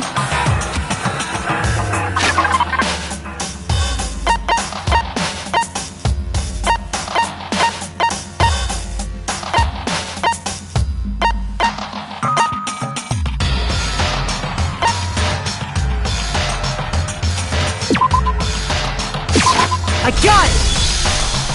You're talking about the note Hifumi had hidden away, aren't you? Hidden note? That's right. We found it stuffed in his pants. What? In his pants? Yes, his pants. Okay, well, forget about the pants for now. Take a look at what the note says.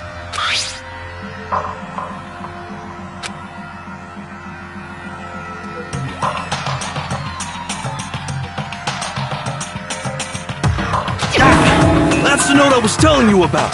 The one that told me where to go. Huh? Wait, this one's a little different. In my note it said, Monokuma can't find out, so don't tell anyone else for now. Let's meet in the rec room at 1 a.m. I see. Then this note isn't the same one Hiro got. It's not the same? In other words, the killer got in touch with another person besides Hiro. And that person could only have been... I got it! That's right! Taka! The killer used this note to draw out Taka and murder him. Hello? Over here! Objection! Objection! I don't really understand what's going on, but Hifumi had that letter, right? So whoever wrote it wasn't drawing out TikTok, they were drawing out Huffy!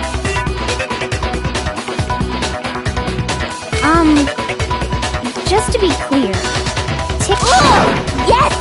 Why must you ruin it every time?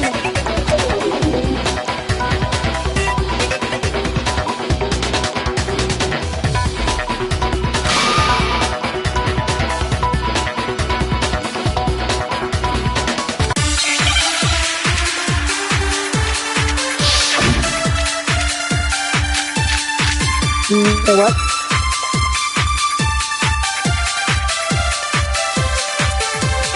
Puppy had the note, right? Then the person it was intended for must have been Huffy! But remember what the note said. What time did it say to meet? 6 a.m., I believe. The time doesn't matter! The note has nothing to do with TikTok!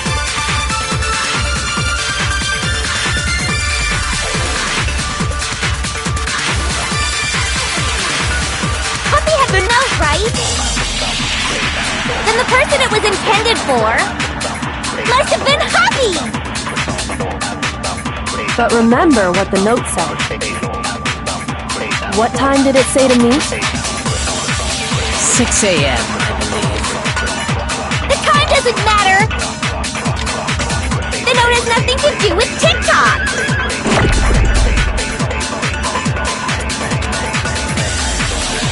Puppy had the note, right? Then the person it was intended for must have been Huffy! But remember what the note said. What time did it say to meet? 6 a.m., I believe. The time doesn't matter!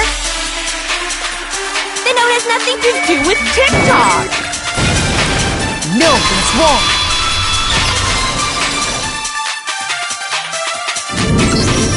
No, there absolutely is a connection. What the hell are you talking about? The note said to meet at 6 a.m., which is the same time Taka was murdered. You've already proven that using his wristwatch. But there's more. Look where the note says to meet. The equipment room, right? Which is where Taka was killed. I see.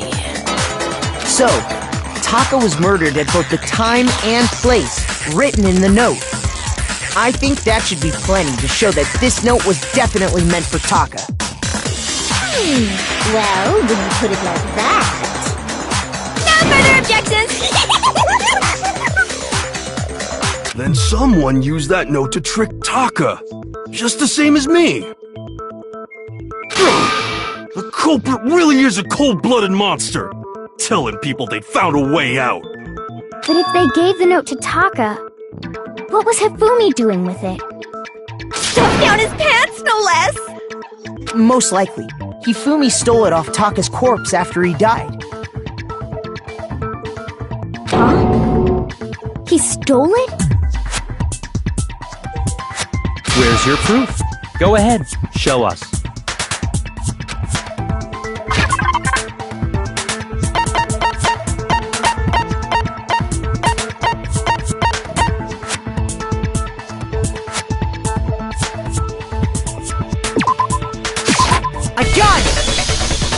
When I searched Taka's body, I saw that his lifeless hand was gripping a small scrap of paper. If I'm right about this, the sheet of paper this piece came from is... I knew it!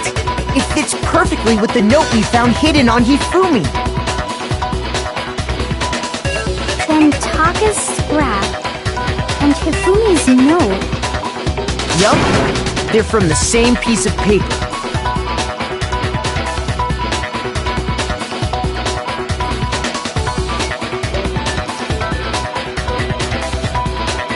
Hifumi had the note meant for Taka, while Taka's corpse still grasped a small piece of that note.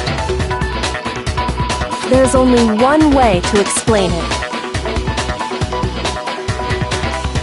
Taka died clutching the note. Hifumi tried to free the note from its death grip, leaving behind only one small scrap. Did I get all that right? That means Hifumi knew the note was important. Exactly. Which proves that he was an accomplice in the murder.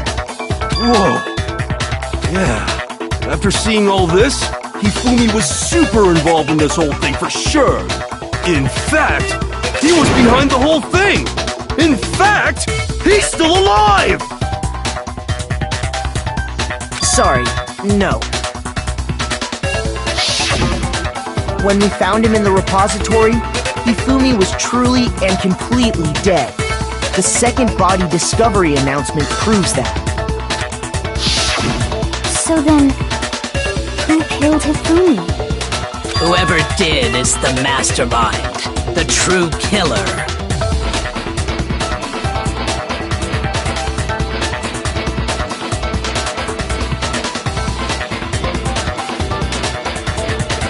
He was killed in the repository, so he must have been killed not long after transporting Taka's body. So, he must have been killed after Taka's body vanished, but before we found both bodies in the repository. During that time, we'd all split up and were searching for Taka's missing body. In other words, during that time, none of us have alibis. Wait, but me and Sakura were together. Stop trying to steal the spotlight, you stupid walrus! Who are you calling a walrus? Anyway, when they were killed bothers me too. But there's something that's been bothering me even more. And what might that be? The weapon they used to kill Hifumi! The weapon? Yeah, because I mean, according to the Monokuma file, the way Taka and Hifumi were killed was almost the same, with them having similar fractures and all. But Justice Hammer 3 and 4 were still laying around in the nurse's office and equipment room, right? So if Hifumi was killed in the repository, the culprit would have had to grab one of the hammers, kill Hifumi, then put the hammer back where they found it. But wouldn't that be seriously risky for him? I'm surprised. It seems there's some semblance of a brain knocking around that skull of yours after all. Hell yeah! It's packed in there good and tight. He's right, though. I don't understand it either. The Monokuma file makes it clear that they were killed using similar instruments. But if the hammers were already laying around those other rooms... So the question is, how could the culprit have gotten their hands on either of the hammers? Personally, I haven't a clue. So which hammer was used to attack Celeste? Number 1 or number 2? Those were accounted for in other rooms too. And I don't think either one is big enough to kill someone. Then, Is it not possible they used a different weapon? I don't think it is possible. They were both killed with the same kind of thing, right? So then, what was used to kill Hifumi?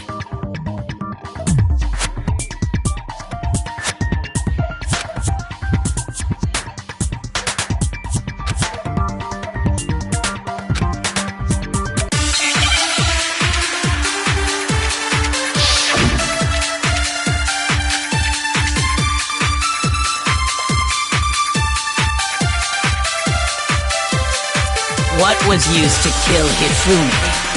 Was it Justice Hammer 3? Maybe Justice Hammer 4? Well, whatever it was, there's one thing we have to figure out. How was the culprit able to move around so freely with the weapon? How did nobody witness them carrying it? sounds like a Justice Hammer 5 is about to make its appearance! Check out murdergear.com/hammertime for more info! Well, one thing seems pretty clear. The murder weapon had to be one of the Justice Hammers! No, that's wrong!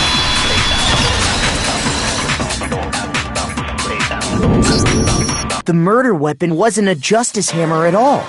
No, it was something completely different. But, seriously? A different weapon? Specifically, a hammer from the repository. The killer could have easily used that to kill Hifumi. Now, all the hammers in the repository were covered in flecks of grit and debris. But for some reason, one of them had been scrubbed clean.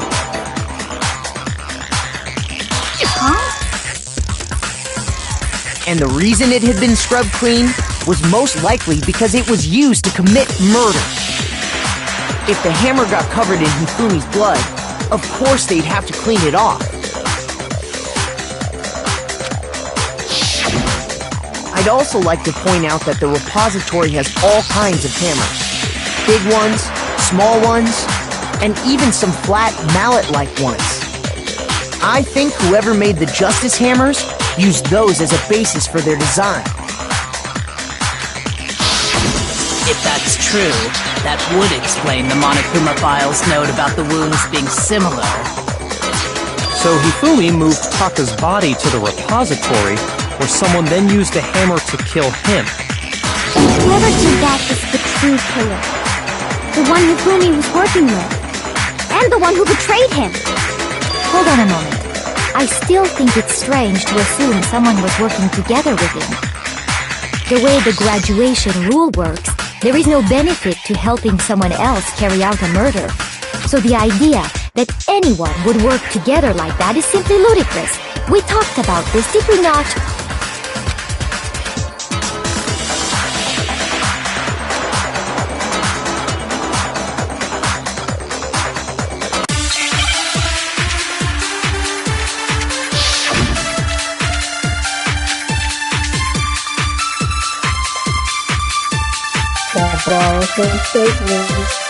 Based on the rules that have been laid out for us, even if more than one person is complicit in the murder, only the one who actually carried out the act can graduate and survive. Assuming the rule holds true, it is simply impossible that two people work together on this. That is how the rule was explained to us. But that only really applies if there's one murder, right? In this case, however, there were two murders.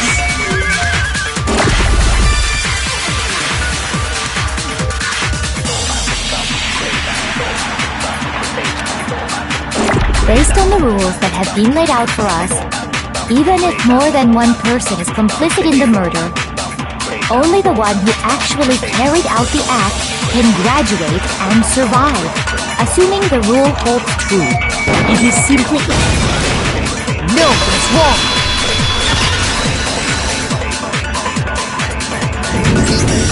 Since there were 2 murders, it's at least plausible that more than one person was involved. What do you mean? If there'd only been one murder, then yes, the idea of an accomplice isn't really worth considering.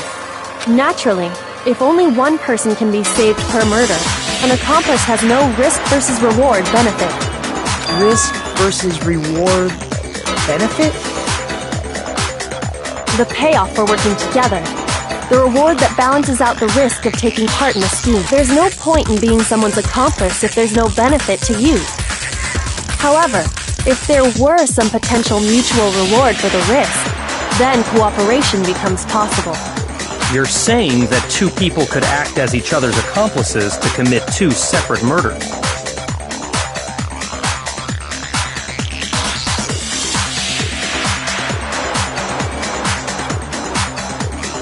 I think that's what the true killer told Hifumi. They would each have an accomplice for their crime. And based on the case's events, Hifumi would have been the first one to act, murdering Taka. They made him carry out the first murder so he couldn't back out of helping them later on. So in this case, there wasn't one single person committing multiple murders.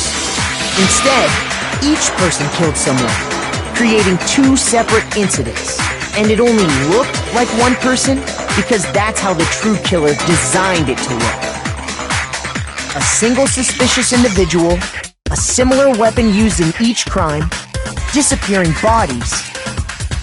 By creating one seamless set of circumstances, they made it look like one person was behind it all.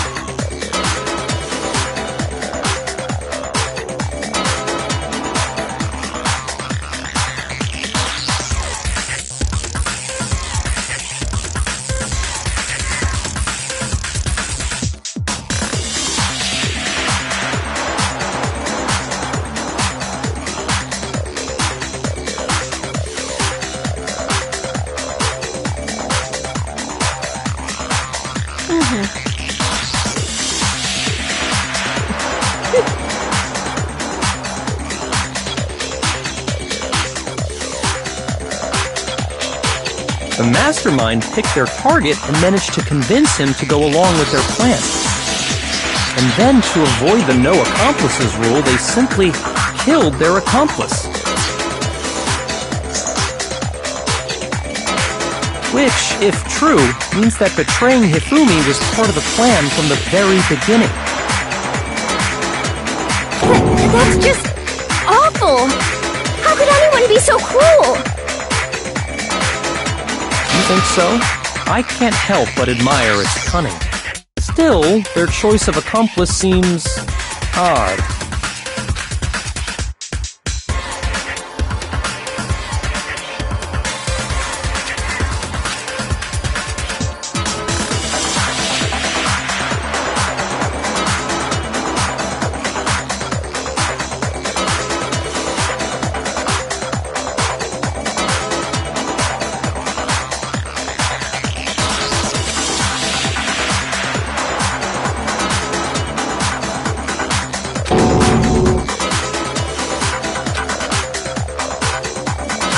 understand how an accomplice could be involved.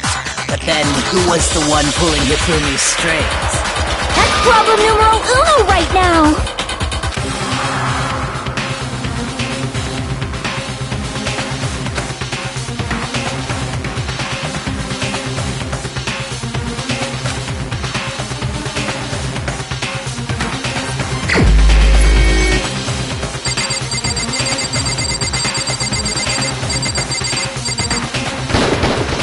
Here's my answer. It was Celeste. So I'm the suspicious individual now, am I? I really do hate this kind of joke. A joke? I wonder.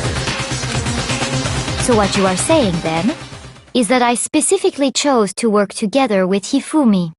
The idea that I would choose to spend any amount of time interacting with him, that I would go within 10 feet of that shit from brains, that lazy, worthless, goddamn idiot! Pardon-moi. Just to be clear, there is evidence to support it. Is that so? It is. Throughout the investigation, there was certain behavior that was common only to the two of you.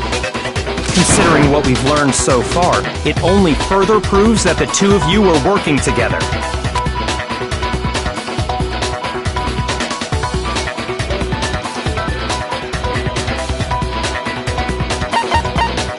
I got it!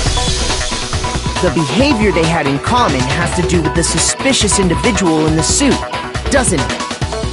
The only ones who ever actually saw Robo Justice firsthand were Celeste and Hifumi. Shush, the adults are talking now. Sorry. As he said, only Celeste and Hifumi ever laid eyes on the costumed individual. If we accept that Hifumi was one of the culprits, we can't help but suspect what Celeste has said as well. Are you saying everything they told us was a lie? After taking Hifumi to the nurse's office, we all began our search for this individual, correct? And not too long after that, do you remember what Celeste said?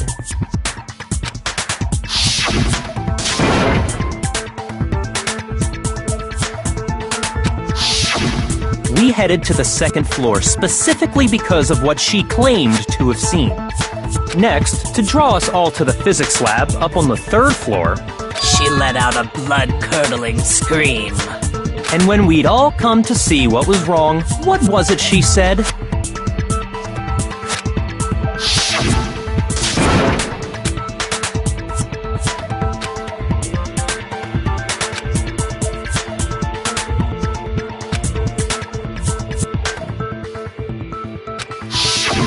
Once she'd done her job of getting us all up to the physics lab, it was time for her partner to get to work.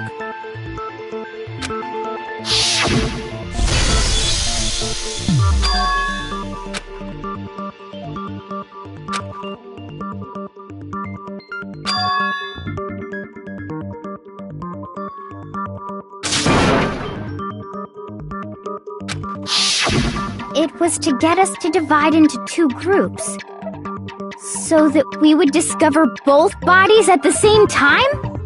In fact, Celeste was precisely the one who proposed that we split up.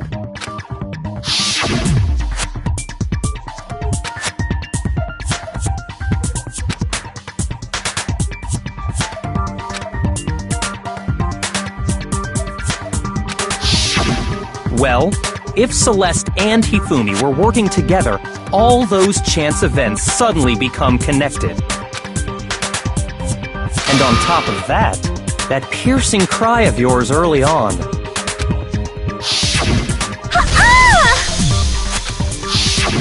That was to signal Hifumi, wasn't it? It was your way of telling him, we're on the third floor, everything's going according to plan. Why else would you let out a scream that could have carried across the sea?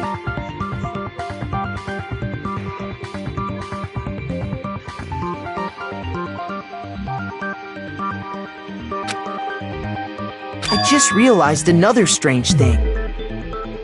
When we found Hifumi in the nurse's office, who we now know was only pretending to be dead,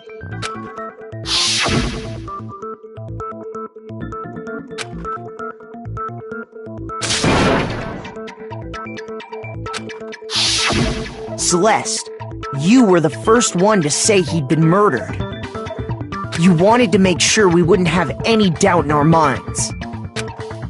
I don't believe it! Everything, the whole thing was one big act! Hina, you were with Celeste when Hifumi's body disappeared, right? Yeah. I was feeling kinda sick, so Celeste took me to the bathroom. Wait! Then that was... She wasn't worried about you. She just saw a chance to help Hifumi sneak out of the nurse's office. Each piece isn't much by itself, but start putting them together and the picture gets very ugly indeed. Wouldn't you agree, Celeste? I have no idea what you mean. Don't bother trying to deny it. You made one fatal mistake. Oh, did I? I didn't even catch it myself when you first said it, but looking back, I can say that that one little slip-up was your undoing. What are you talking about? I'm talking about what you said after Hifumi's body disappeared and we returned to the nurse's office.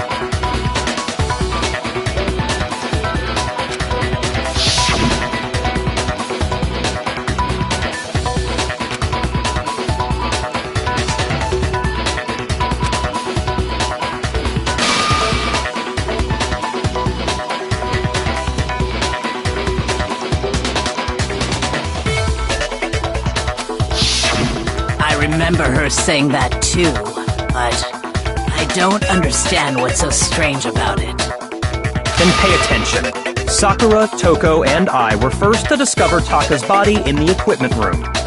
Then Makoto showed up and told us Hifumi had been killed, so Sakura and I left with Makoto. Once we were in the hall, we ran into Celeste, and the four of us headed to the nurse's office. Now, the entire time we were together, none of us said anything about Taka being dead. Think about it. Celeste's comment doesn't make sense. It was completely out of place. Yeah, I see what you're talking about. Although I don't really get what it means. You hear that, Celeste? Everyone's having some trouble understanding. Could you repeat what you said? If you're really not the culprit, you shouldn't have any problem repeating it, right?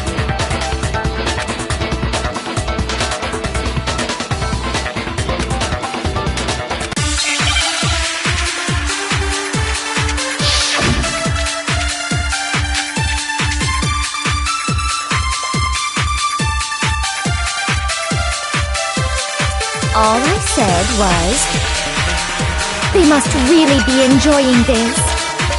Enjoying the sight of us standing around, frightened and confused. They must be positively elated. We are all going to die here. We are going to die, just like those guys died. And that is all I said. And that's all it takes to finish this. It's obvious, isn't it? What was so strange about Celeste's comment?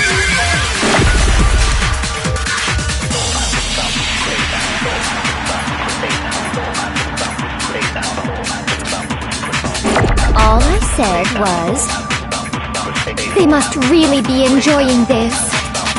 Enjoying the sight of us standing around, frightened and confused. They must be positively elated. We are all going to die here. We are going to die, just like those guys. No, that's wrong.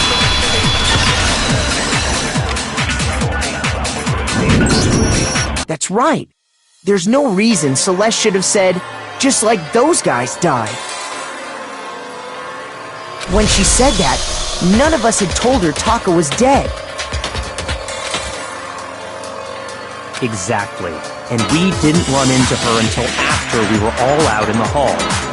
So there was never any chance for her to have seen his body in the equipment room for herself. So how did you know, Celeste?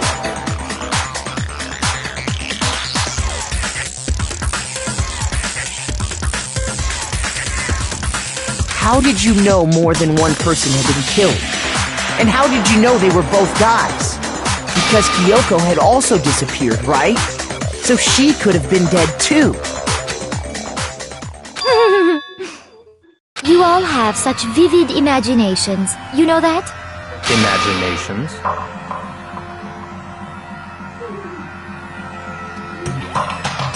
You claim that I was lying when I told you about the suspicious person I saw. Then what about the picture I took?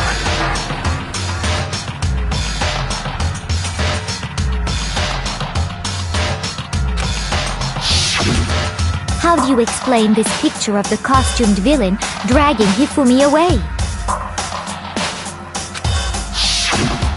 It has to be some kind of setup, right? So let's put the suit on, and then she used the camera's timer to set up the picture. Have you so quickly forgotten? You are the only one who could have possibly fit into that suit. Plus, I happen to know that this particular camera does not have a timer. In other words, it is an unassailable fact that this is a picture of Hifumi being dragged away. If everything I told you was a lie, how can this picture exist? Simple. Are we sure that's really a picture of the suspect dragging Hifumi away? What could you possibly mean by that? Surely there are other explanations than the one you've offered up. No, there is no other explanation.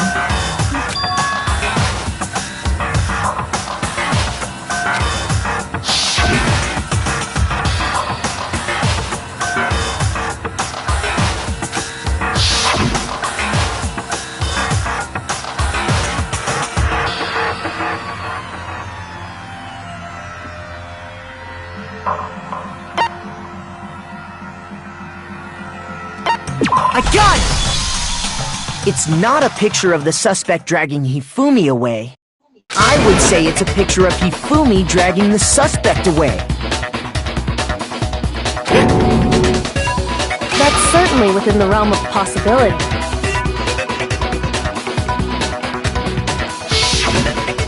The one being dragged off in that picture isn't Hifumi, but the person in the robot suit.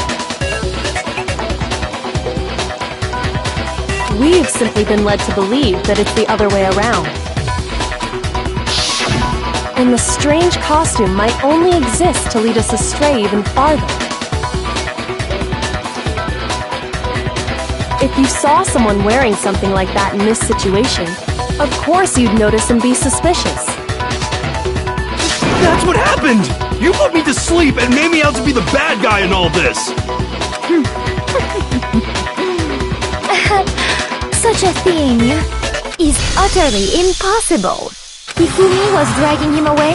Ridiculous. Is it? I don't think it's ridiculous at all. Then shut your mouth and allow me to educate you.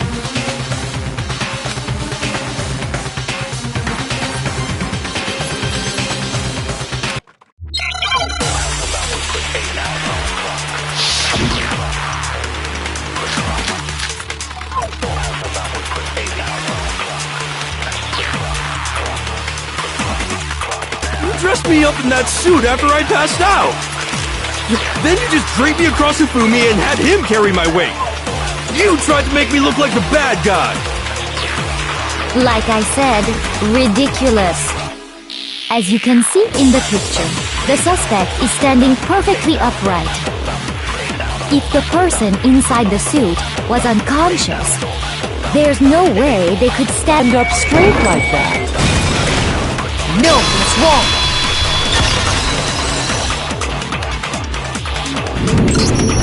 No. Even if the person inside the suit were unconscious, they could still stand up like that. Because that Robo Justice suit had a certain characteristic.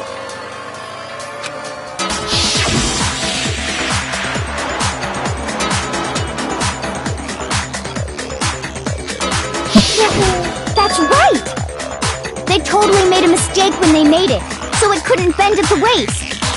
I'm not so sure that was a mistake.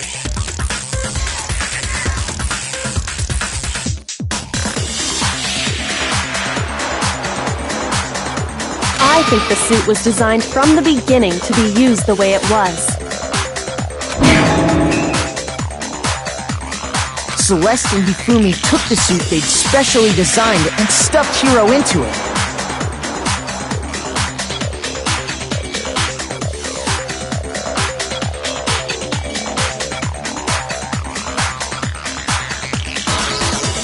That's how they were able to fake that whole thing.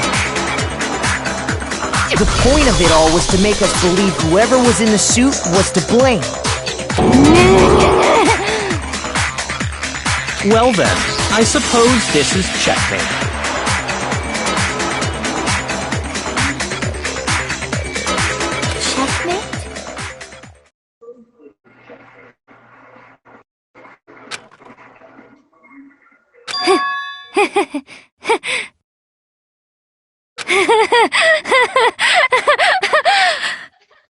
Don't make me laugh, you idiot!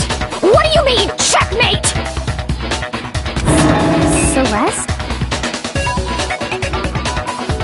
Clearly, you want to cram me into your little guilty box. Well, there's one little problem. Have you already forgotten what Hifumi told us as he lay dying?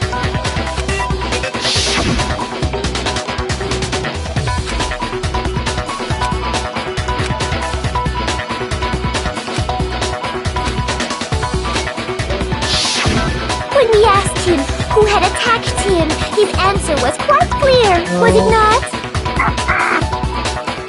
He said, and I quote, Yasuhiro.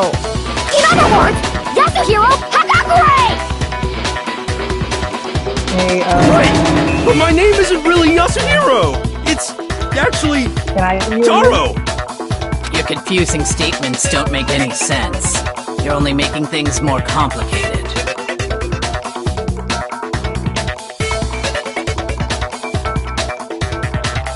He did say Yasuhiro, but are we sure he was really pointing the finger at Hiro? What the hell are you talking about? I'll burn you alive! Kyoko, what do you mean by that? Think back to how Hifumi used to talk to us. How did he refer to each of us? I got it! That's right! Our last names! He called us all by our last names! Exactly. I know I heard him say Mr. Naegi more than once, for example. So if Hifumi did mean to say Hiro's name, he would have said his last name, Hagakure. I'm sure it was just incidental. By chance, his first name. Indecent? Don't talk. Random chance. Now isn't that a convenient explanation? No, there's no reason to think he would have said the name any different than normal. But he must have run out of energy before he could say any more. So Hifumi was trying to tell us the last name of whoever killed him? But the name he said doesn't apply to anyone here. Well, no. Hold on. There's one person it could apply to. And that's Celeste. She never actually told us what her real name is.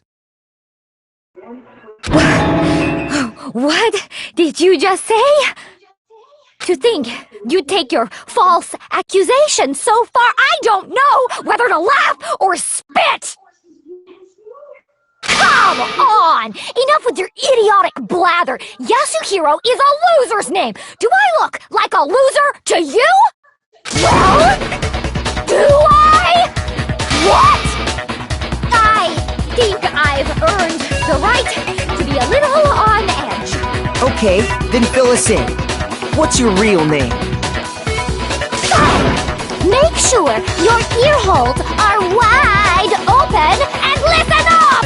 My real name is Celestia Ludenberg. Could you please stop making me repeat myself over and over again?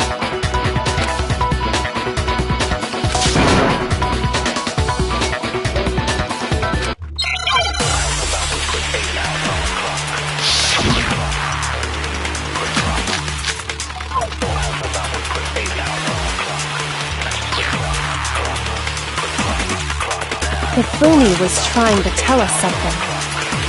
He wanted us to know the killer's last name, Yasuhiro. If there's one person here who might have that last name, It would have to be you, Celeste. You haven't told anyone what your real name is. how many times do I have to tell you? My name is Celestia Ludenberg! God damn it! How long do you plan to go on pretending? I'm not pretending. It's the truth.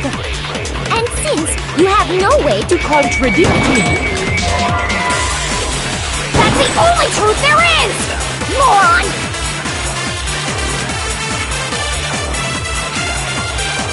Hifumi was trying to tell us. He wanted us to know the killer's. If there's one person, It would have to be you, Celeste. how many times do I have to tell you? My name is Celestia Ludenberg! God damn it! How long do you plan to go on pretending? I'm not pretending. It's the truth. And since you have no way to contradict me, that's the only truth there X on the is! left side. Moron! You can press X on the purple away. You gotta press X to get the purple things out of the way. Hifumi was trying to. He wanted us to know the killer's. If there's one person who It would have to be you, Celeste. How many times do I have? My name is Celestia Ludenberg! God damn it! How long do you plan to go on pretending? I'm not pretending. It's the truth. And since you have no way to contradict me, that's the only truth there is! Moron!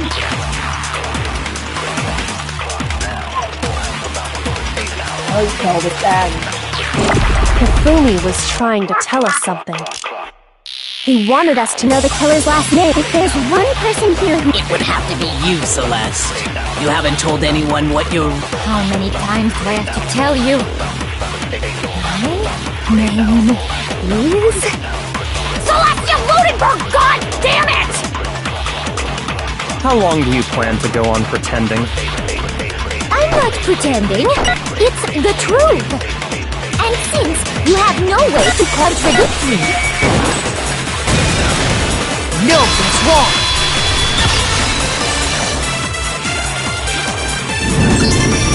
That's it! The handbook! what? Anytime you turn your handbook on, it shows the owner's name when it boots up, right? Monokuma told us all about it before.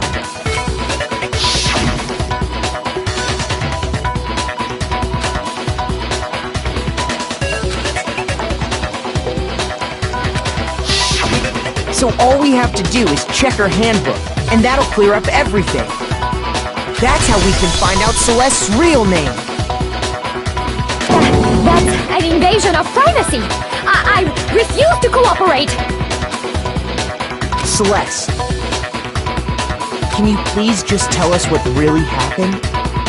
Please, just tell us. Even when I'm put in check, it's just my nature not to give up. Because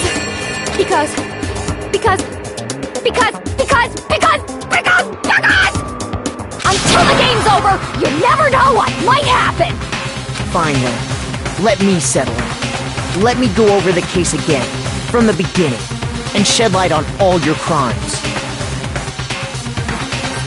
And that'll bring everything to an end.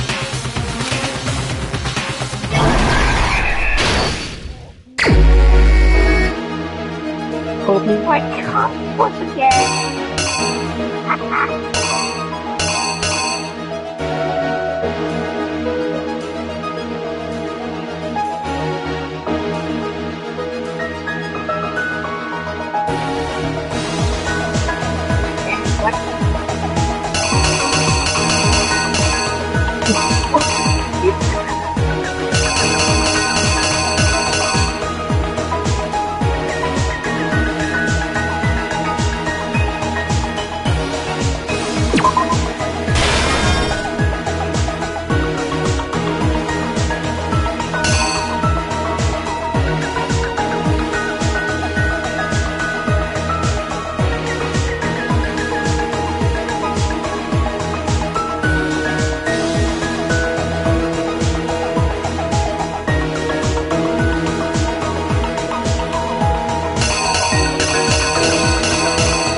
You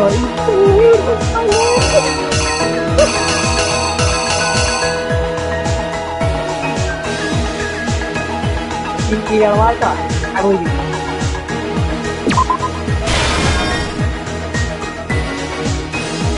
I mean, it's ridiculous.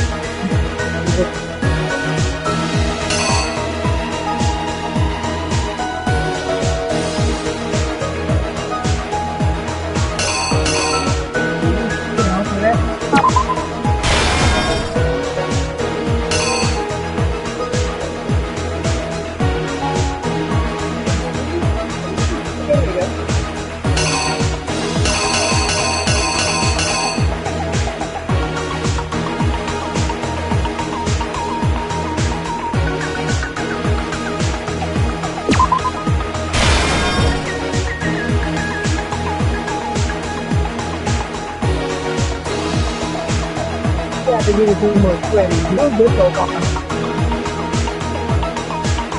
You gotta give him some credit. You're doing good so far. Doing good. That's okay.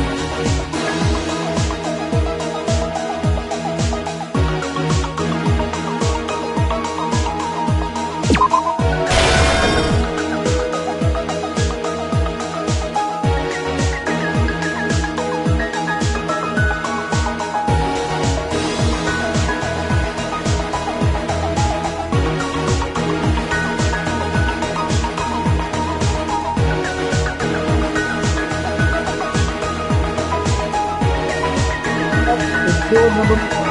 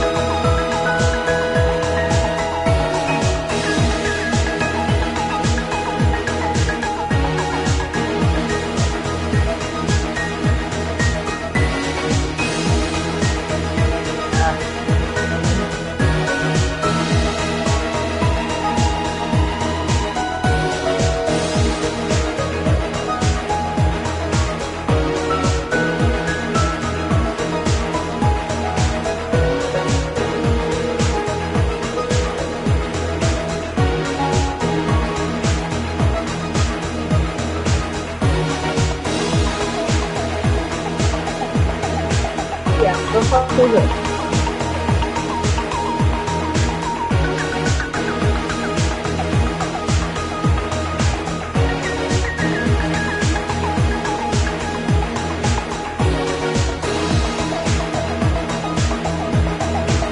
I would go to another one for now. See what I can.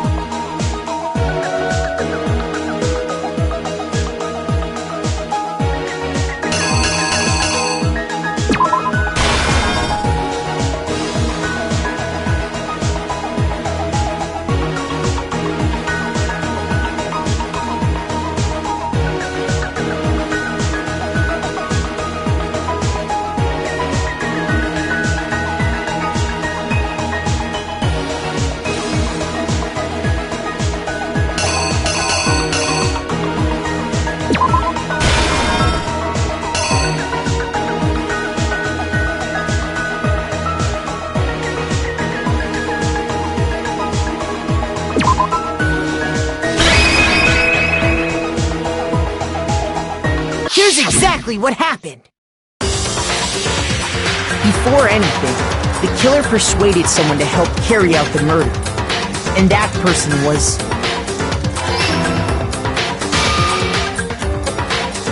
Hifumi.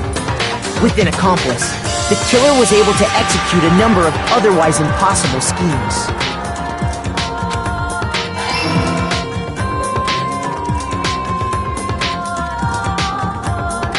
First, they convinced someone to meet them in the rec room last night at 1 in the morning.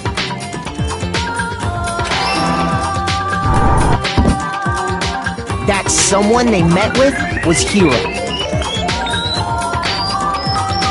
The murderous duo intended to pass Hiro off as the prime suspect. So when they met up with him, they drugged him, knocked him out, and stuffed him into the Robo-Justice suit.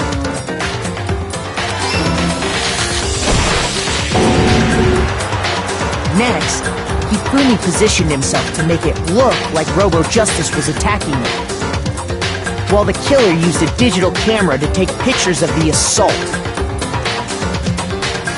They did all this just to create evidence that would put the suspicion on Hiro. When they were done with him, they shoved him, still unconscious, into the pool room locker.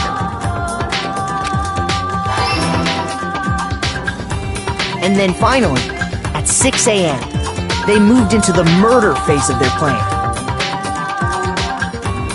They called Taka to the equipment room.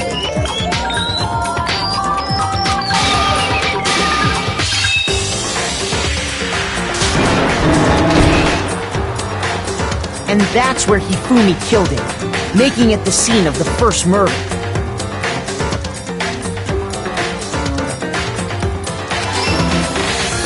The murder weapon was Justice Hammer 4, which was left there in the equipment room. The reason Hammer number 4 was used was to create confusion about the order of the crimes.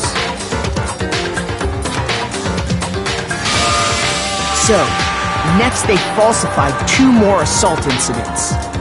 For these attacks, the killers pretended to be the victims, to solidify Robo-Justice as the suspect. The first fake incident was the attack in the rec room. There, the killers wanted us to see Justice Hammer 1 and the Robo-Justice pictures they'd taken. They wanted to make sure we bought the surprise attack story. The second fake incident was the attack in the library.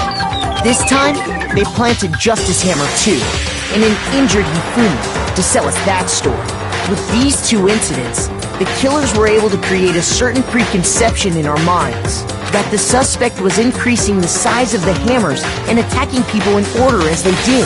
We fell right into their trap and started looking for the suspect based on that. But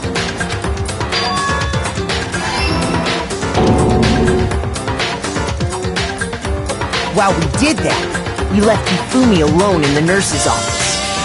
This was exactly what Hifumi was hoping for. He took a blood packet from the refrigerator and Justice Hammer 3 and turned the room into a crime scene in which he himself had apparently been brutally murdered. He let out a scream to draw us back, and when we returned, that's what we found. Meanwhile, the other group that had been out searching found Taka's body at the same time. So when we heard the body discovery announcement, we naturally assumed it was for Hifumi. We left the nurse's office, and Hifumi once again took advantage of the situation. He simply got up and made his escape. When we learned his body had disappeared, we all rushed back to the nurse's office. And once again, Hifumi had the chance he was waiting for. This time, he snuck into the equipment room.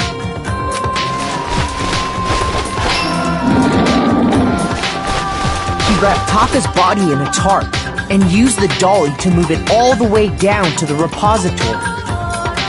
That explains how each of the bodies disappeared. But even Hifumi didn't know what the true killer had in mind for their final act.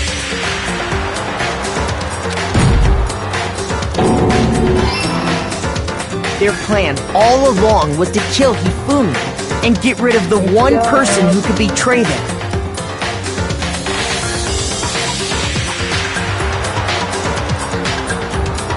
And they did it using an ordinary, everyday hammer from the repository. That should cover everything that happened in this case. And the villain behind it all is...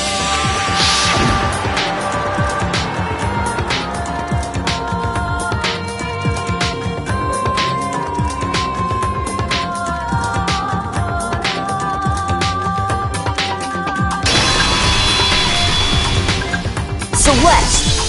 Sorry, you lose.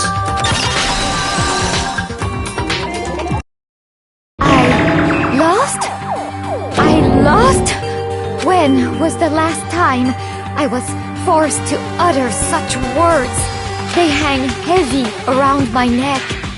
Then you admit it? You're the killer?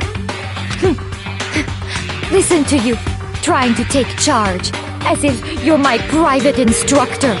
I, Celestia Ludenberg. Actually, no. Taiko Yasuhiro is fine.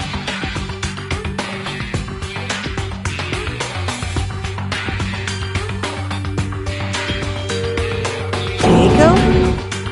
So, you finally accepted it. I'm the kind of person, once I've lost, I don't like things to drag on. Interesting.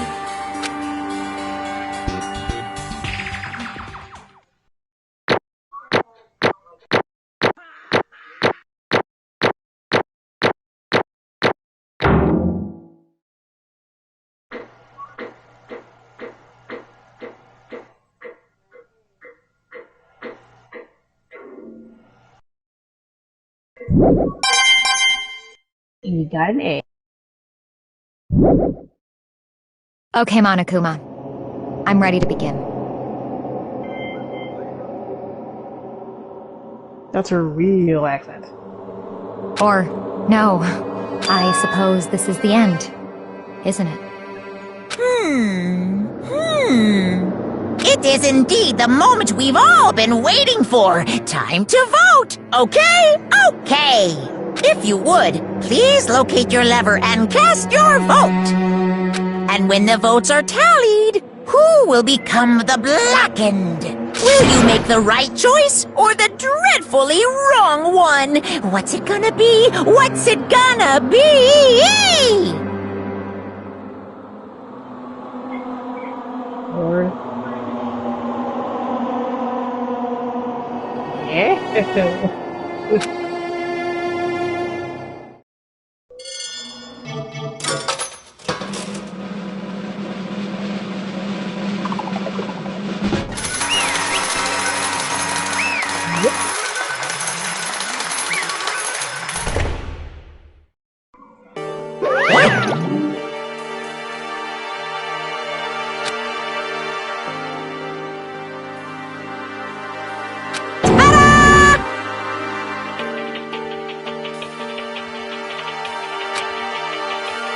Honestly.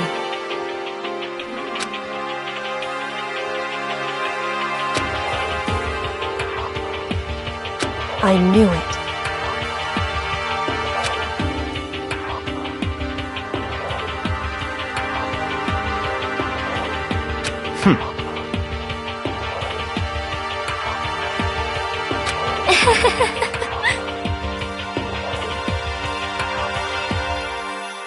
So then...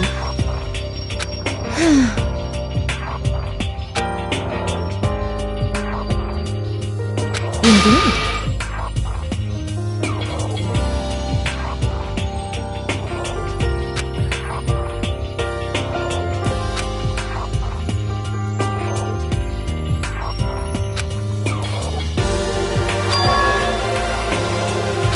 Say what?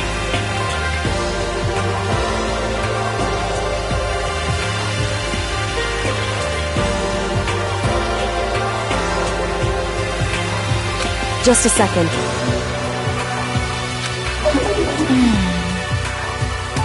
In other words... Indeed. I see.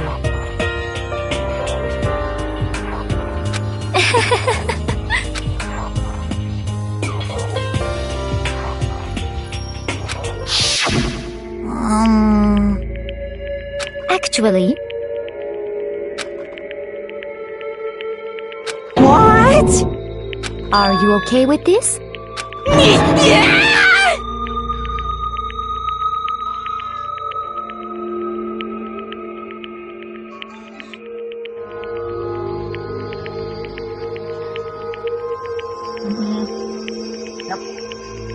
I didn't spoil it.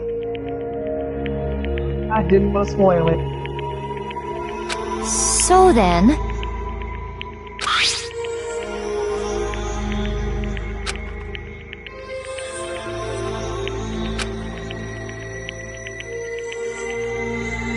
Damnation!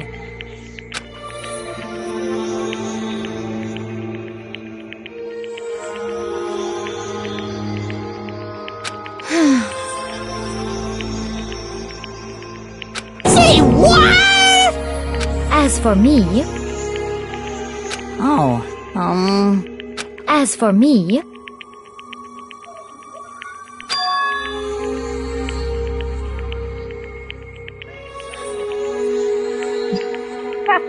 You lying sack of bitch. You're gonna use that. What?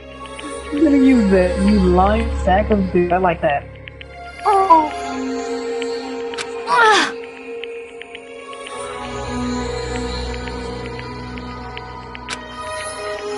Damnation! Say what?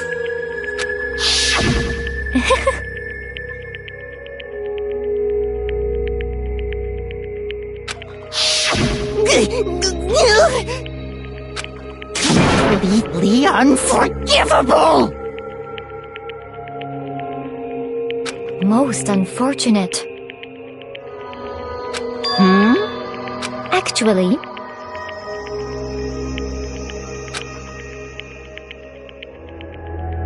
What? Let go! Indeed.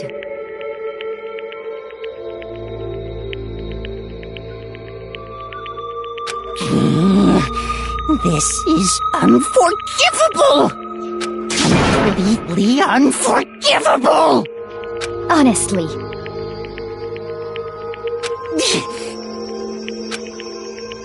I swear I will save her!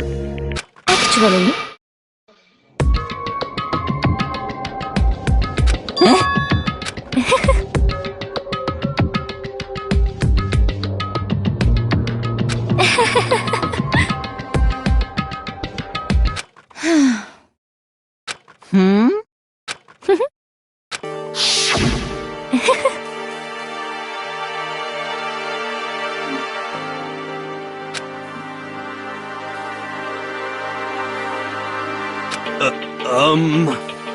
I see. Indeed.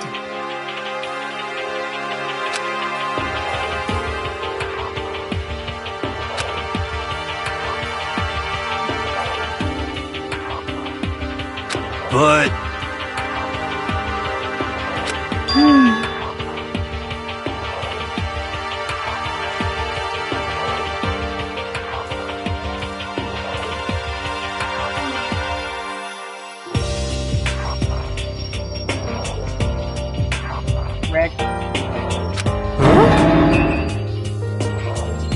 Let's see...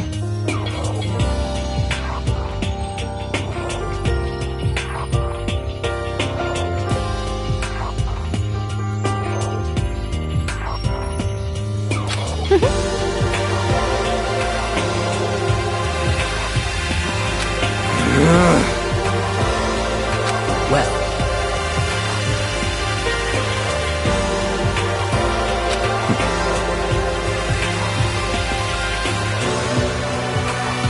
Are you okay with this?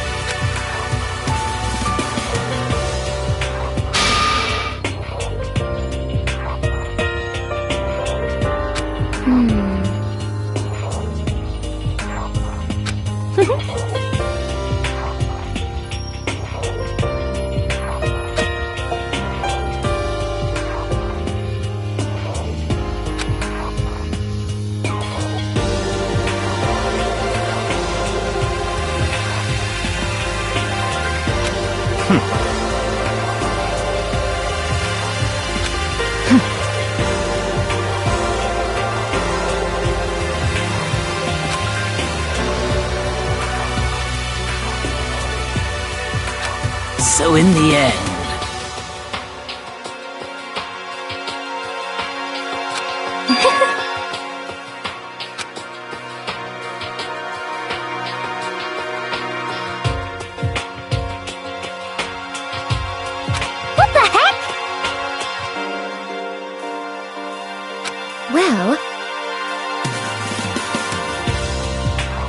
Don't be mean!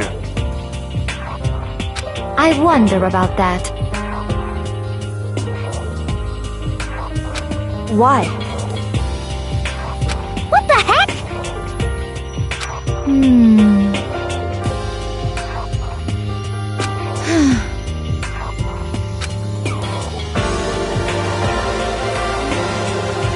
But...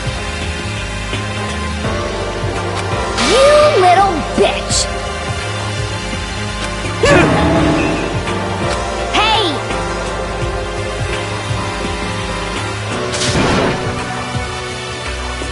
You little bitch!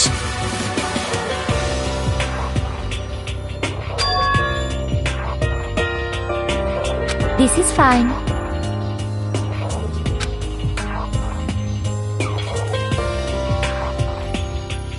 Honestly.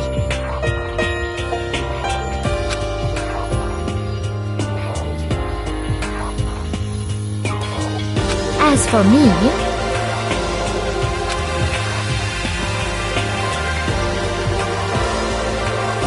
isn't it wonderful?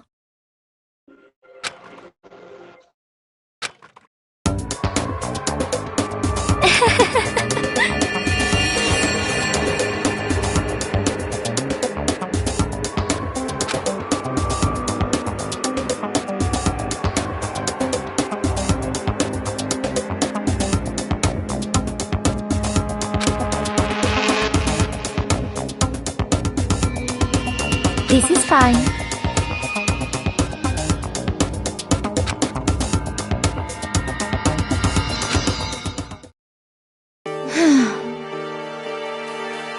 I noticed there were two dudes in the back who were just like Photo and Yakuza. You noticed that there were two guys in the background that looked just like Kodo and Yakuza? Oh, yeah, they just were. There is nothing to be done.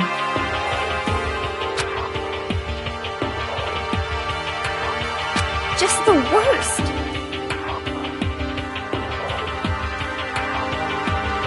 Oh!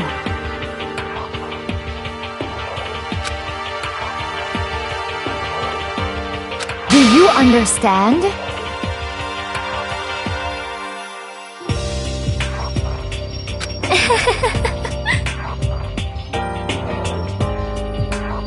What is this?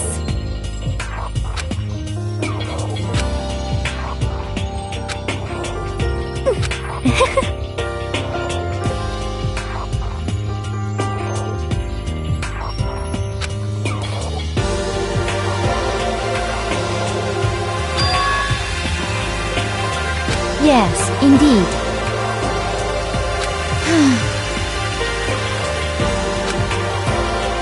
Isn't it wonderful?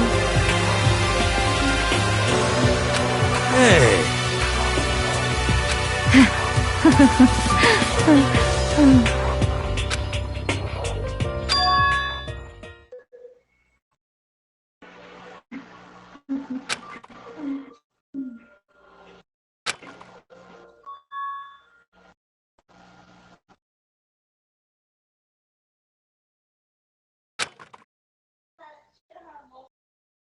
Thrills, chills, kills!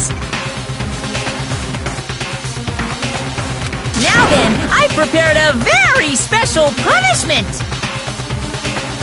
Let's give it everything we've got! It's punishment time! I guess I'll let Kyoko hold on to this. What? Will it really give you the hope you're looking for? I can't say I ever saw it that way. Which is why... Actually, it's not important. Well then, take care, everyone. Perhaps we'll meet again. In another life.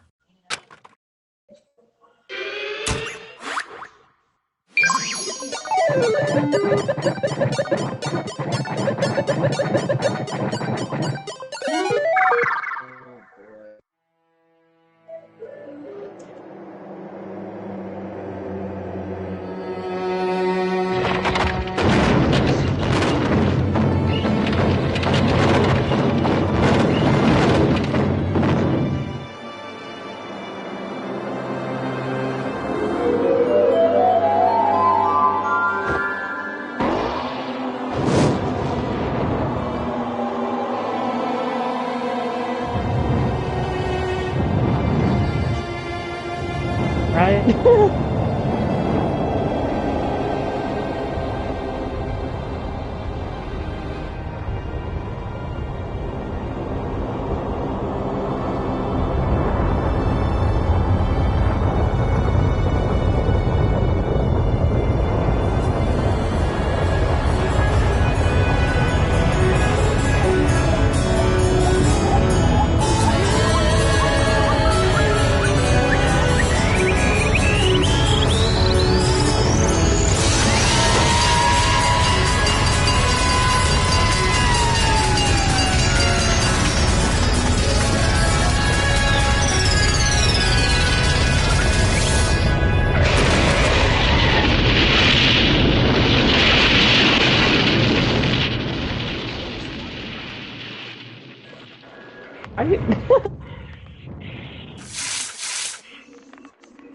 So I have an explanation for that one. So she thought her life was boring.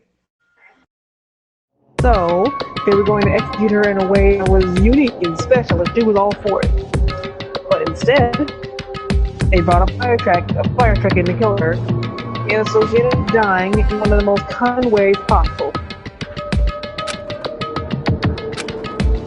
It was just to piss her off, that's all. And you thought it was special? No.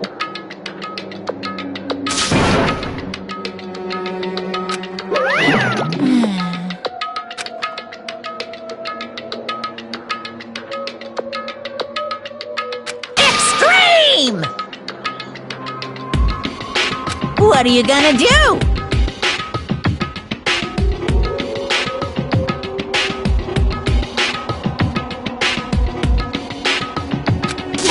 Let me out of here!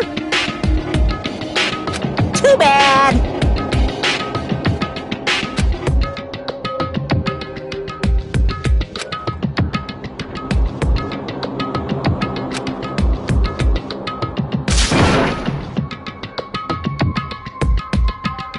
How strange.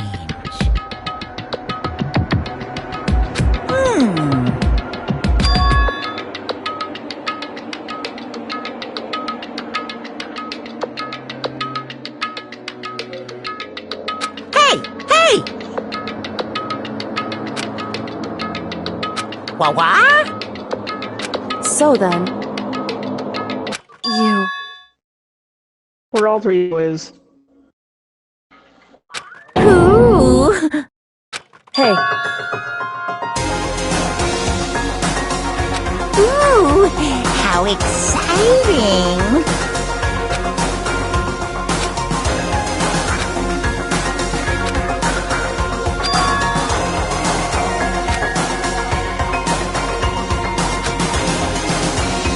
Hello. Well?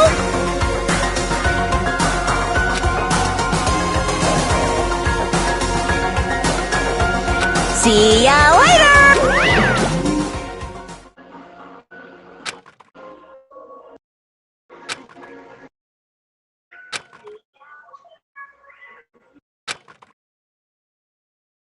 so...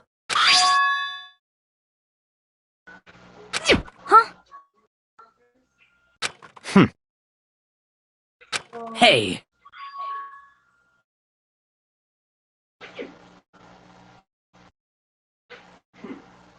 Indeed.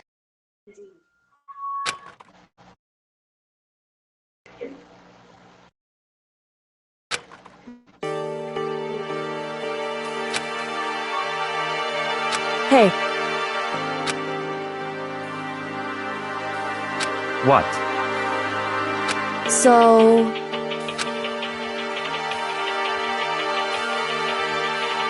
Come on.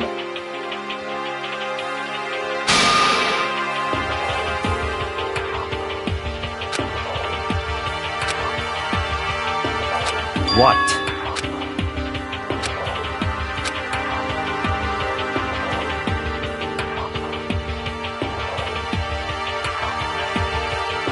Goodbye. well then. Yo!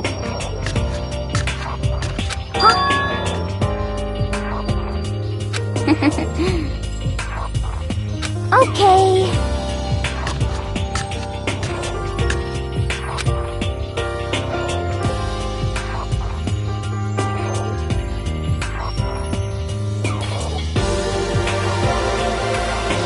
Shall we go?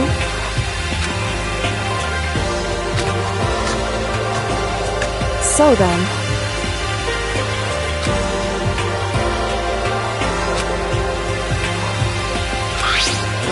You really came.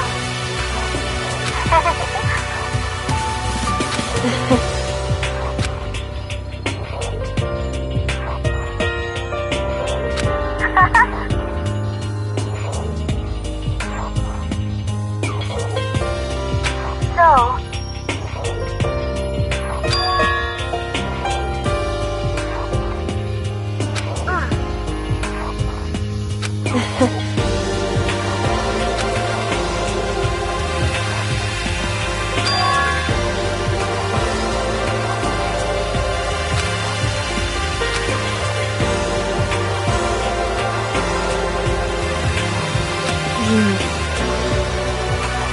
however,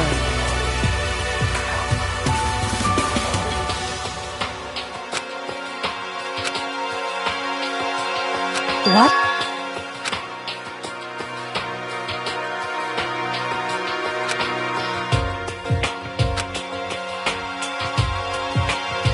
Indeed.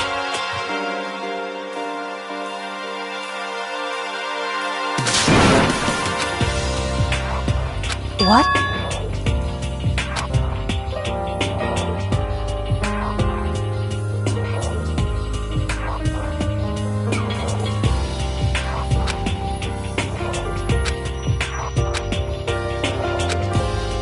It's true.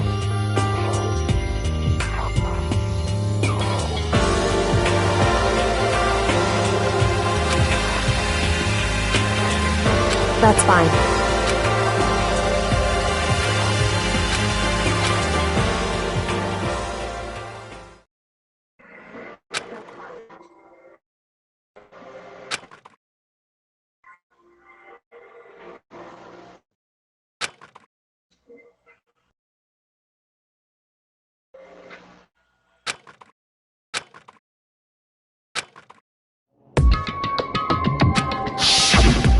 Correct.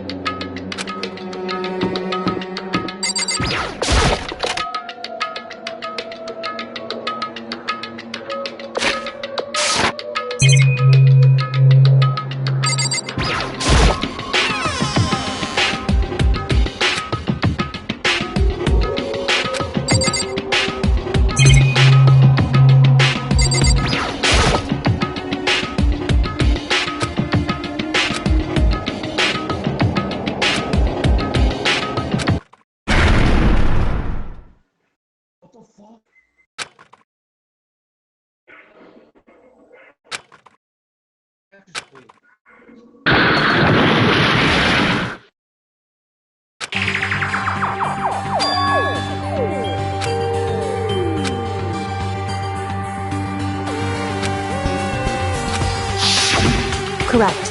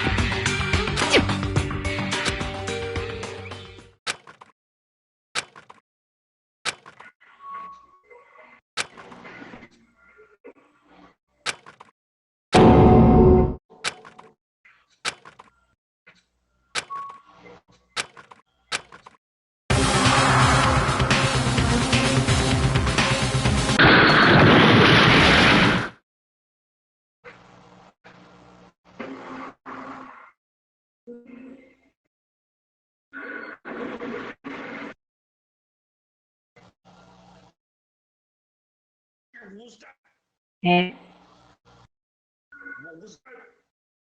you'll find out.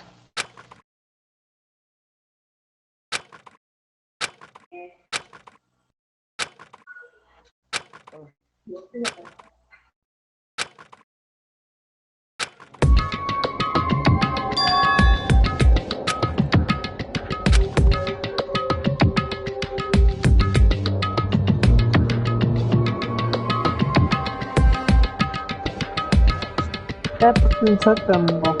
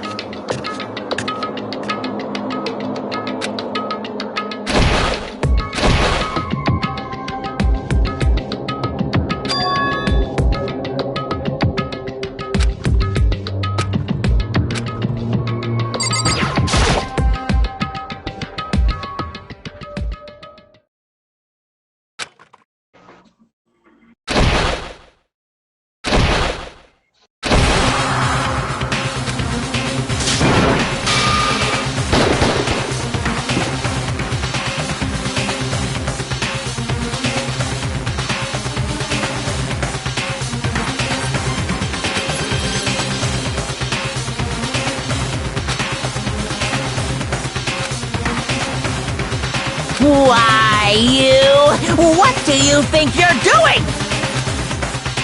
I asked you a question. What's the meaning of this? How dare you defy me? This wasn't part of the deal! I've made a decision. I will no longer retreat, no longer compromise, no longer regret. I've made my decision. I'm going to resist you. Okay. But you do realize what will happen if you go through with this, right? You haven't forgotten, have you? What I'm holding hostage?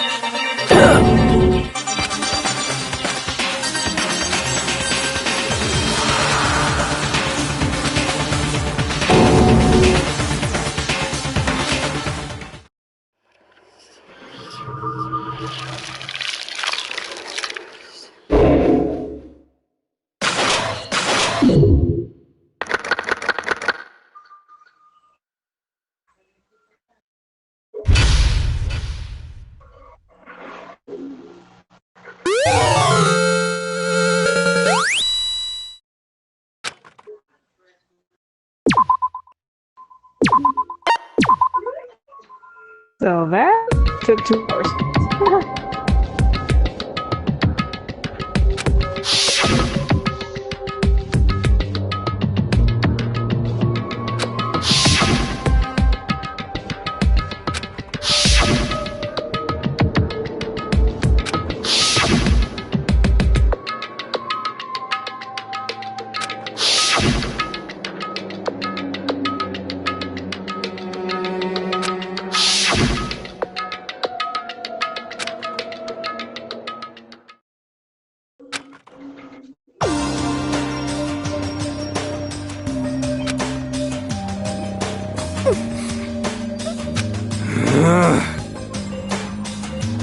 Indeed.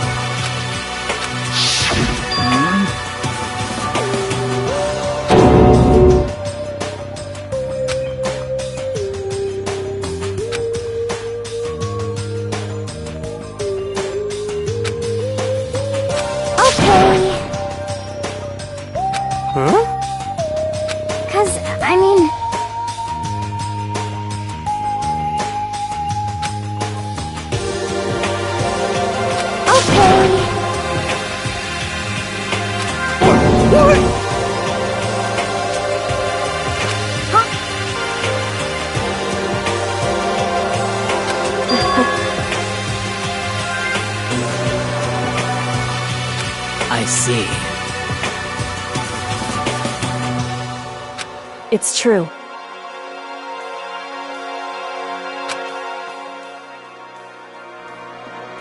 You got it! You know? For serious.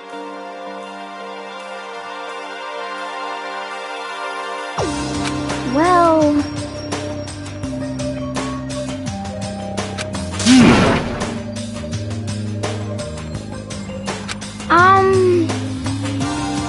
According to the spirits... However... How about that?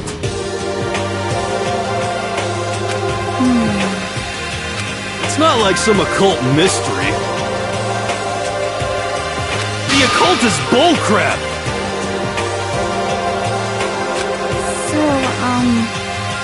You got it all wrong!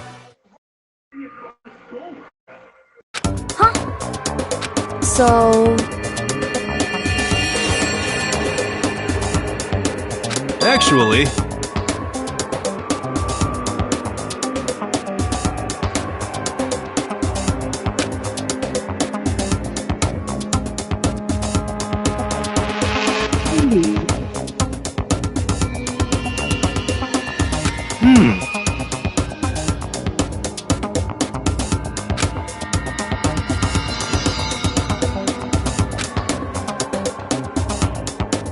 But... the end is nigh!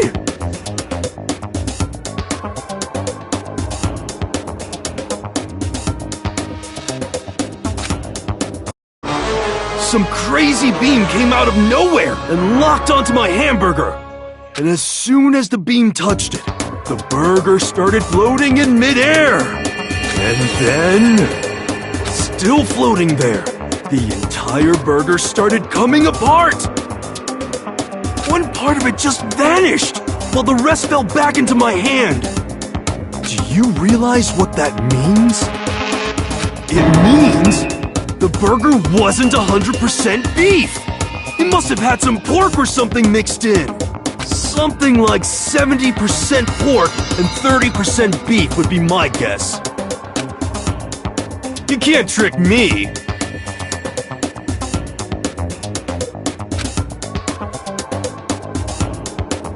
How about that?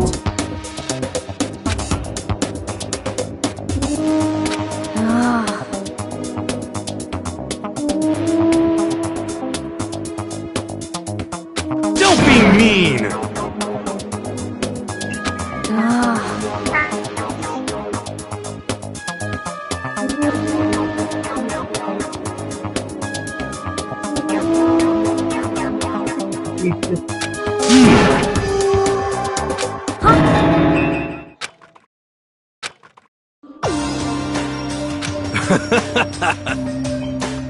Yeah! Of course. Indeed.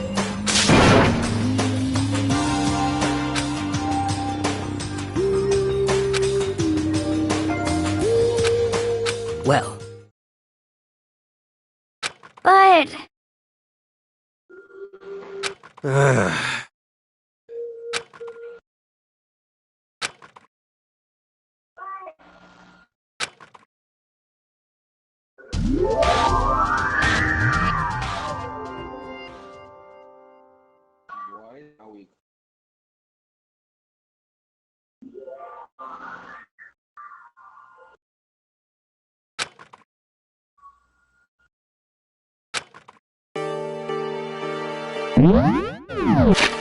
Oh, you're gonna like this check through the head. You're gonna like this check through the head.